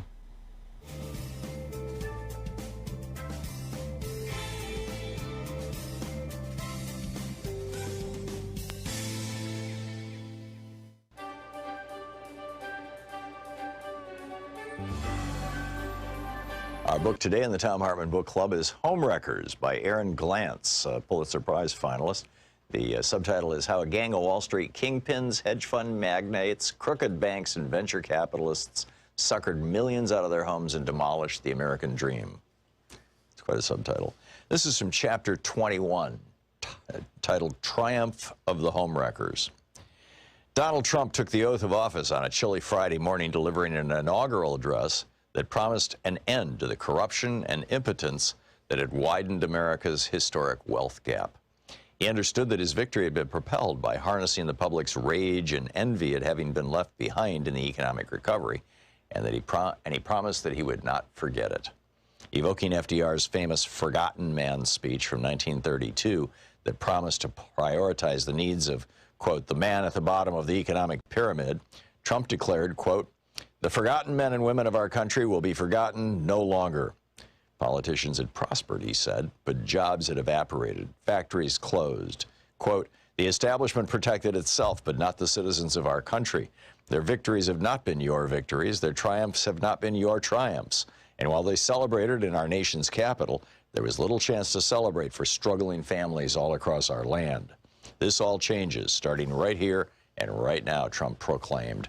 Because this moment is your moment. It belongs to you. This is your day. This is your celebration. End of quote. The moment, however, belonged not to the great mass of struggling Americans, but to the new president's most ardent supporters, flamboyant businessmen who profited off the pain of the housing bust and were now poised to steer the ship of state for at least the next 4 years. As Trump reached out his hand and swore to preserve, protect, and defend the Constitution of the United States of America, his close friend and inaugural committee chair, Tom Barrack, stood behind him, smiling in a blue scarf and black overcoat. Afterward, Barrack and Trump embraced at the U.S. Capitol's inaugural platform. The homewreckers had arrived. Barrack didn't take an official position in the Trump administration, reportedly turning down an offer to be White House Chief of Staff, Treasury Secretary, or Ambassador to Mexico. Roger Stone told me he could have had any position he wanted, but working for the government would have meant making a lot less money. I don't think he has the belly for public service, Stone observed. Other homewreckers had no such qualms. If they changed the rules of the game now, they could make more money later. Steve Mnuchin, by now dubbed the foreclosure king by his critics, was confirmed as Treasury Secretary. His top deputy at One West, the bank, Joseph Otting, became the nation's chief bank regulator, the comptroller of the currency. Wilbur Ross, the bankruptcy tycoon who bought Florida's Bank United, became the Commerce Secretary, charged with everything from negotiating trade deals to overseeing the U.S. Census. Steve Schwarzman, the chairman of Blackstone, became chair of the White House's Strategic and Policy Forum, a group of business leaders who were to meet regularly with Trump. Jamie Dimon of J.P. Morgan Chase was named vice chair. Though the group disbanded over the summer after Trump's statement that bigotry and violence on many sides were responsible for a white nationalists killing a counter-protester in Charlottesville, Virginia, Schwarzman, along with Barrack, is said to be among a small group of outsiders, including Sean Hannity, who are put directly through to the president rather than being routed through the normal communications channels. Hannity reportedly chats with Trump nightly. Schwarzman has flown on Air Force One. On February 12, 2017, less than a month into Trump's presidency, while the commander-in-chief was dining with Prime Minister Shinzo Abe of Japan at his Mar-a-Lago golf club, Schwarzman threw a massive 70th birthday bash at his Four Winds estate, barely a mile and a half away. This time, neither Donald nor Melania Trump could make it, but daughter Ivanka and son-in-law Jared Kushner did, along with Mnuchin, Ross, and a who's who of high finance and culture, from Henry Kravis, co-founder of the hostile takeover firm Kohlberg Kravis Roberts, to the fashion designer Donatella Versace. The party featured live camels, trapeze artists, fireworks, and a gondolier. Schwartzman's tennis courts were covered with Asian-themed staging. The man who'd hired Patti LaBelle to sing Happy Birthday for his 60th was serenaded by Gwen Stefani on his 70th. After Happy Birthday, the peroxide pop star took a, quote, a quick twirl with the birthday boy around a dance floor constructed inside a two-story tent where acrobats shimmied and jumped, the New York Times reported. Unlike a decade before, when Schwartzman's glorious pre-bust bash sparked condemnation from sources as conservative as the Wall Street Journal, this time the festivities sparked very little blowback. In her story, Bloomberg reporter Amanda Gordon reveled in the comparison with Schwartzman's 60th. There were some differences, though. She wrote, "Remember that beautiful fur coat on Melania Trump? It was New York in February on a weeknight. This time, no bundling required, with many folks golfing and swimming all day before a balmy night and fireworks alongside a full moon." Howard Marks, the co-chairman of Oak Tree Capital, a vulture firm that had bought and flipped 3,000 foreclosures, told Gordon, quote, "The world is an uncertain place. A lot of people are unhappy with a lot of other people. There are a lot of things that people are upset about. So it's nice to have an evening where everybody's happy, harmonious, and upbeat." End quote. There was a lot of celebrating to be had. In June, the gang got together for the marriage of Steve Mnuchin and his third wife, actress Louise Linton, almost 2 decades younger than him. And then it continues from there. The book is Homewreckers by Aaron Glantz. Our 1-hour free podcast recaps our show, and it's available wherever fine podcasts are found. And we have the full 3-hour podcast available over at thomhartmann.com if you want to really support our program. Hey, we have a new video over at thomhartmann.com. It's about this movement that has, it's being characterized in the media as being just, fringe wackadoodles, crazy people on YouTube, stuff like that, who are talking about how Democrats are torturing children to get the adrenochrome out of them, and Hillary Clinton is eating babies, and the ship in the Suez Canal, and how, and the really interesting one now, how if you get the vaccine for COVID, that it will change your race. Yes, something that will make white people absolutely hysterical. The problem is, this isn't just the Flat Earth Society. These aren't the people that we used to laugh at. This isn't just a few crazies on the edge. They just had a convention in Oklahoma, a serious convention where they were calling for Democrats to be put in front of a firing squad and shot. You need to check this out. It's over at thomhartmann.com.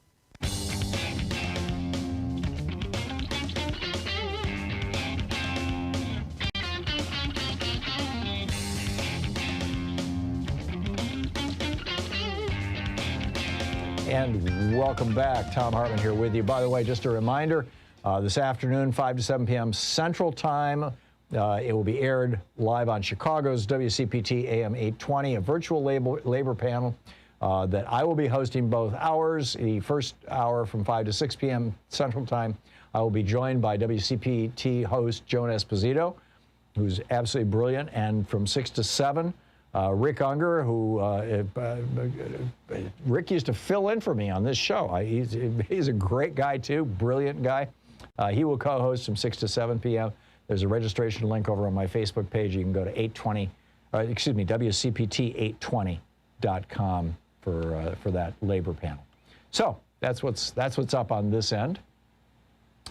And let's see here, Lori in Ocala, Florida. Hey, Lori, what's on your mind today? Hi, Tom. Hey, Lori. Well, I think I'm a little bit concerned about anybody going after Merrick Garland, and here's why. I think that he's not going to go into someone else's house and start picking apart the dirt in the kitchen until his own kitchen is spotless. I think there's a lot of garbage on the floor that he needs to clean up in justice. And I think that he's got stuff on Bill Barr, and he's probably got some plants in that department that he also wants to get along with Bill Barr. I think that everything that happened that Bill Barr was behind just sickens Merrick Garland's stomach. I really do. I mean, this is the guy that he went after the Oklahoma bomber. And we have to understand that this is an American. I'm a Canadian. I was born in Canada. But I tend to be much more patriotic than a lot of Americans that I know because I love our Constitution. I believe that not just because I am and I'm, whatever. I think that Merrick Garland is true to his belief in the justice system, and it's part of our Constitution. And he is going to bring all of them down at once and not piecemeal. He's going to clean everything up before he does it. And I'll put a period at the end of that sentence. Well, from your lips to God's ears, Lori, I am not questioning Merrick Garland, and I hope nobody is misinterpreting what I'm saying here.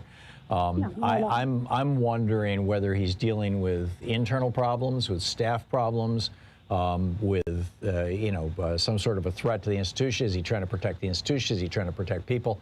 I think these are all open questions, but I don't think that he's trying to protect Bill Barr. And I started out by saying that. I even though it's having that effect over the short term, whether he's going to drop the anvil on Bill Barr or not, that's a whole completely separate question, and I don't know about that.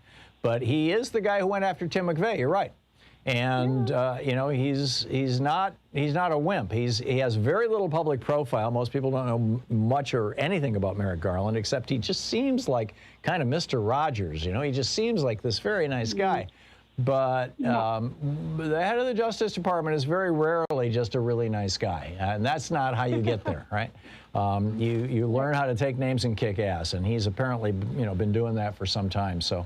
I like what you're doing. I like it. Yeah. Yeah. So I'm not making judgment. I'm just trying to understand. Lori, thank you. I hope you're right. I absolutely hope you're right. And I love your metaphor, your kitchen metaphor. Steve in Chicago. Hey, Steve, what's on your mind today? Yes, thank you for taking my call. And I'm wondering whether or not the Republicans are trying to run out the clock on a lot of this. Of course they are. Especially with regard to. That's the entire strategy. Absolutely. Exactly. And on some things, I think that they're counting on a number of variables to continue to be at work. For instance, police reform. I mean, we've seen a sea change with regard to the attitudes Americans have over the course of the last year. The couple of great pieces this past week, including one by CNN, that discusses how we're now in the midst of refunding the police. Right. So for everybody who thought that, we were heading in the other direction, we were going to reallocate police resources to things we're pouring money into police departments all over the country because crime is up right now. That's exactly my point. That's why I called. And that's the thing. So I think that they're playing on that. They're hoping that, quite frankly, we have a red summer and that, crime skyrockets so that we scare not only people in cities like here in Chicago, but in the suburbs and out in rural America, because that's the Republican strategy. If crime spikes, then, it's coming to your suburb next. It's coming to your rural community after that. And that's why we need more police out there to stop it, not intervening in terms of things like better schools, mental health facilities. God forbid we fund that. So I think that that's what they're trying to do with regard to this issue. And then, of course, you're right on other issues as well. They're a party that has no ideas, so it's just run out the clock on the other guy's ideas. And I think that that is the Republican Party of today. Yeah, and I can tell you how this plays out. The first and most important predicating assumption that the Republican Party will not acknowledge and will never speak out loud, and Democrats need to start saying as loudly and frequently as they can, is that the principal driver of crime is poverty. It's just that simple. And the lack of access to resources, the lack of a solid infrastructure in a country, and individual poverty. That's the principal driver of crime. And so, earlier in the week when Louise had a presumably schizophrenic homeless guy chase her down the street and throw a water bottle at her, screaming at her, she's not going to, we were talking about this morning. She says, what am I going to call the police? What are they going to do? They're going to come out and shoot him? I mean, it's like there's no, Reagan just destroyed our ability to help genuinely mentally ill people. But the Republicans love this. Homelessness is just poverty on steroids, right? It's just the one extreme end of poverty. And the Republicans want more homelessness. They want more poverty. It's why you've got governor after governor in red states trying to cut away even the unemployment benefits right now. No more money to people. Let's have more poverty. We have more poverty, we'll have more crime, you have more crime, and then you get Republicans elected because they get elected on a law and order platform. We have been watching this since the 60s, since Richard Nixon. Right, and Republicans love the fact that Americans don't have a great attention span. They're not interested in complexity, nuance, research, any of this. So, you know, it's just bad guys commit crime. We need police to get them off the streets, and you'll be safe. Right. In our neighborhood, we had a car the other day that somebody just, pulled up. Somebody else jumped out, crawled underneath it, cut off the catalytic converter, tossed it in the back, and off they went, right? This is happening all over America. The Republicans are loving this. I mean, who's going to do that? Somebody who doesn't have a job, somebody who doesn't have a decent income, somebody who doesn't. There may be some people who are born like, nuts, like John Wayne Gacy, but they're so in the minority. The vast majority of people who are out there committing crime, particularly property crimes, are doing so because of poverty. And why do we have poverty? Because we have inequality. And why do we have inequality? Because of Republican policies, because of massive tax cuts on rich people and massive cuts to the social safety net in the United States. Right. And additionally, we've created a system whereby we want people to be reformed after they, for instance, are convicted of a crime and do their time, except that within that system, we've made it impossible for them to get hired. So in other words, you wonder why somebody reoffends? No one will hire them because of the existing Well, and not only that, we put no money into reform. We're not rehabilitating people. We're torturing them. It's just that simple. Anyhow, Steve, I got to move along, but thank you. John in Ocala, Florida. Hey, John, what's up? Good. I just love the discussion, and I think infrastructure needs a broader definition. Mm-hmm. And I believe I have proof that there's something that can work, that, the rum industry collapsed with prohibition in the Caribbean. And FDR, when he became president, he actually visited the Virgin Islands twice. And he actually gave out 10 acres of land to the former cane cutters. But he added education, hospitalization, and insurance to that to make sure it worked. The 40 acres of the mule thing didn't work in America because it was never considered or granted. Right. It was never granted. It was a promise, but that was it. But if it had been, and we know where it was granted, there were a few places where it was granted, those people became wealthy. That's right. That's right. And the Republicans love poverty because poverty creates crime, and then crime creates, hey, we need more police, we need more law and order, we need tougher judges, don't you know? I mean, it's a vicious cycle that rips our society apart. People actually become more conservative when they are the victims of crime. It's well known. Lots of studies on it. You're listening to Thom Hartmann. Visit thomhartmann.com for audio and video archives. So if Republican policies, 40 years of Reaganomics can turn virtually, most of the American middle class into victims of crime of some kind, Republicans are very happy.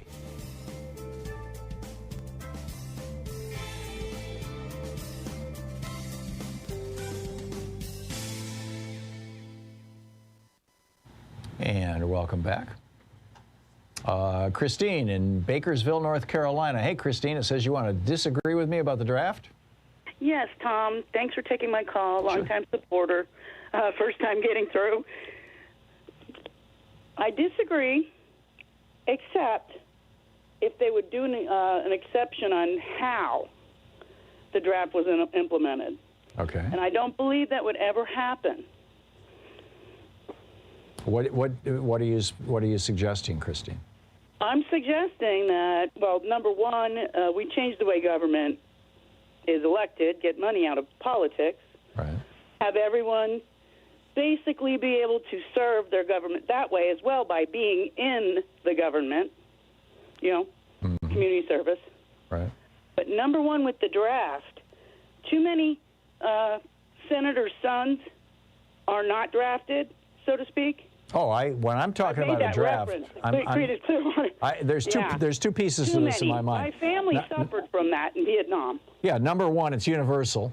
But number two, I think that you do have to have an option that is entirely non-military and that actually helps put America back together. I mean, that year that I lived in Germany, Louise and I were living just off the premises of the Salem International Organization that I'd been doing international relief work with for a decade. And they had a program there. They had a number of programs there for, poor and underprivileged people and kids and refugees and all kinds of stuff. And so I met a bunch of young people. These were all young men because it was only boys were drafted in Germany in 1987. But I met a bunch of young men who instead of going into the military, spent a year working with our organization. And in some cases, I mean, we even, we took them to foreign countries to do international relief work. And in exchange for that, they got 4 years of college. I thought it was a good deal. Yes, I do agree with that. Though my suggestion is, however, that to solve this problem, if you're in our government and you vote to go to war, your family would be the first one sent to the front lines. There you go. Not playing war games with video equipment and drone strikes. Yeah. You go to the front line. Yeah. Your family, if you want to vote for it. Well, that's... Otherwise, yes, let's have a draft. Yeah, I mean, that's... All participate, not just the poor, not just minorities. Yes. That would solve it. I'm completely with you. I'm completely with you. And the draft that we had during the Civil War, you could buy your way out of. Cost about $100 to buy your way out of, or you could hire somebody to go in your stead. That was the principal way that the wealthy people bought themselves out of that draft. Abe Lincoln's draft. We kind of cleaned that up with World War I, with the draft in World War I, which was far more egalitarian, and the draft in World War II, where you had a lot of rich people's families going off to war. The Joe Kennedy, who was going to be the first Kennedy president of the United States, died, over the Pacific. George Herbert Walker Bush was shot down. Who was the Democrat who ran against Nixon in '72? He was shot down. George McGovern, he was shot down over Italy, and he was the pilot. He made the spectacular landing. I mean, rich people didn't get out of it in World War II, but they sure did in Vietnam. And the whole system got completely corrupted because the war was a lie to begin with, in part. Christine, thank you. Thank you for adding nuance and thoughtfulness to the conversation. I appreciate it. It's great to hear from you, and thank you for watching us on Free Speech TV. We'll be right back.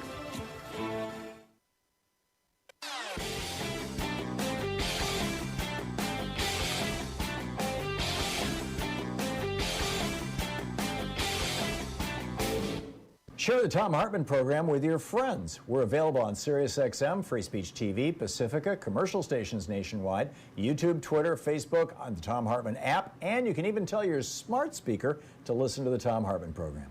We're trying to provide the very best content that we can for you at Hartmann Report and over at ThomHartmann.com. And on Hartmann Report, every day, 6 days a week, I write an op-ed. Very often they're my rants, also for the radio and television program. And it's ad-free, commercial-free. It's free. You can sign up. It'll get pushed into your email box. Check it out at HartmannReport.com. And, of course, over at ThomHartmann.com, we have our weekly video that we put up every week that does a deeper dive for people who are members of our program of ThomHartmann.com. And the one this week is about this Special Inspector General for Afghanistan Reconstruction, SIGAR, their new report that almost 20 million Afghans are on the verge of starvation and nobody's talking about it. Check it out at ThomHartmann.com.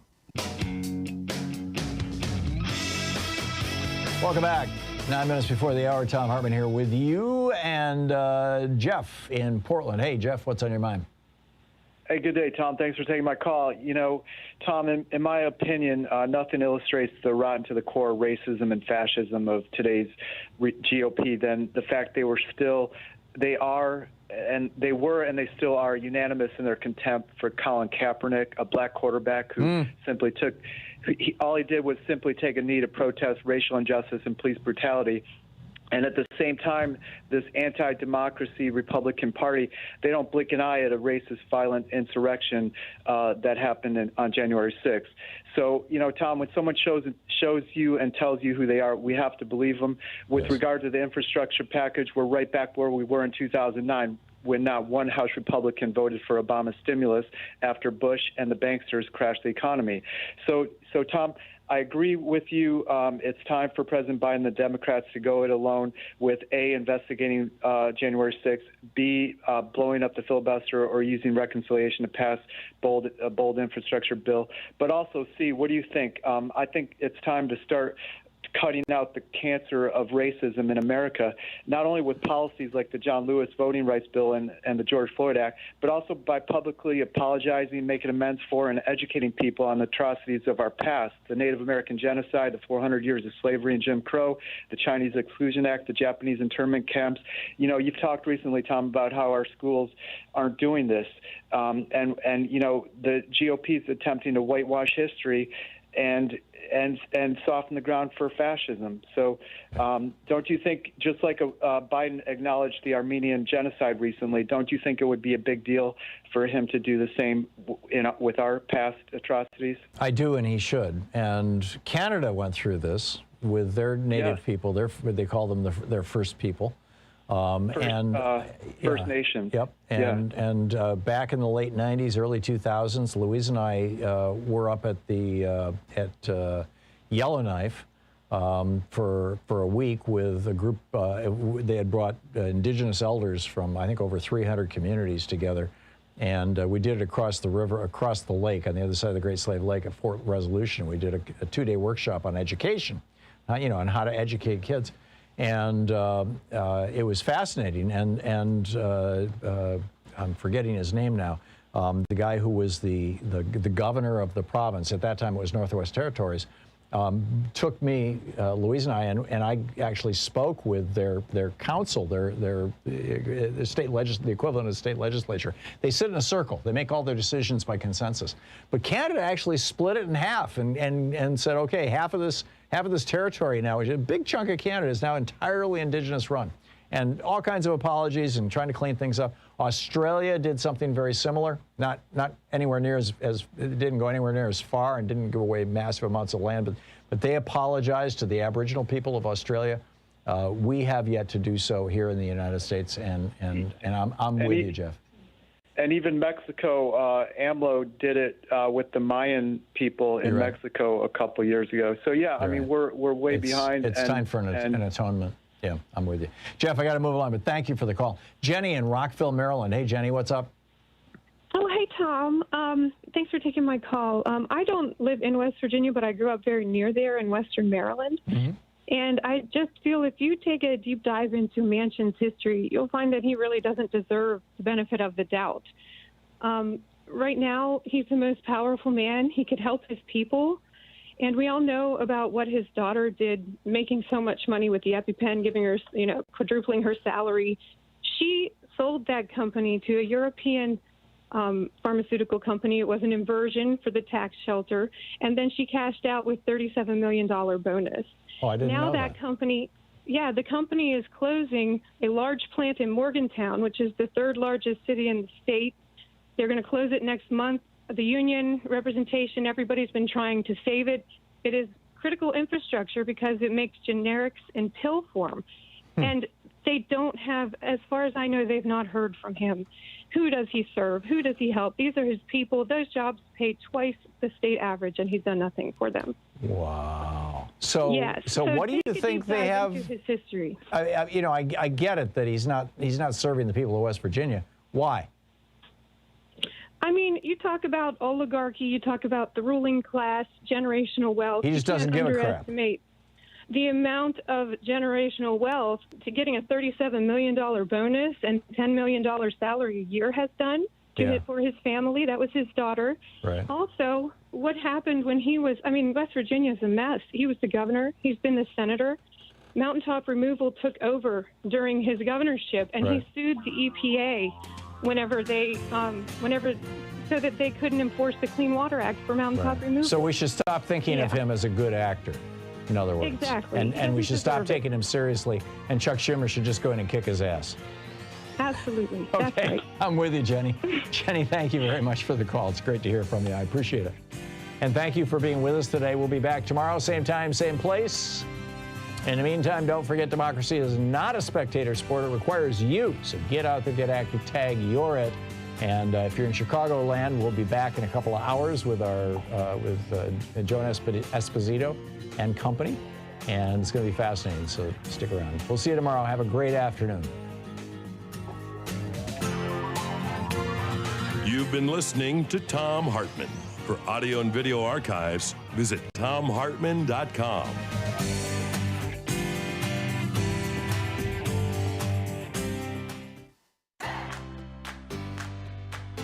These companies support the Thom Hartmann Program. They are HelloFresh, the #1 meal kit delivery service. More information at hellofresh.com, code TOM. CB Distillery for sleeping and pain relief. More info at cbdistillery.com, code TOM.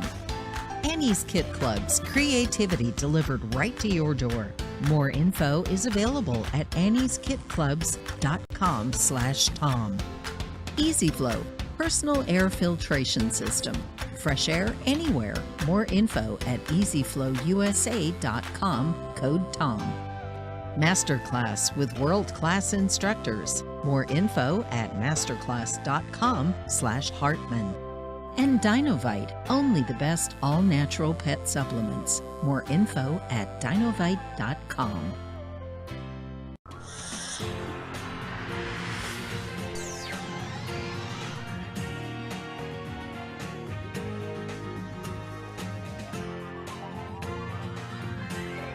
We say fight back.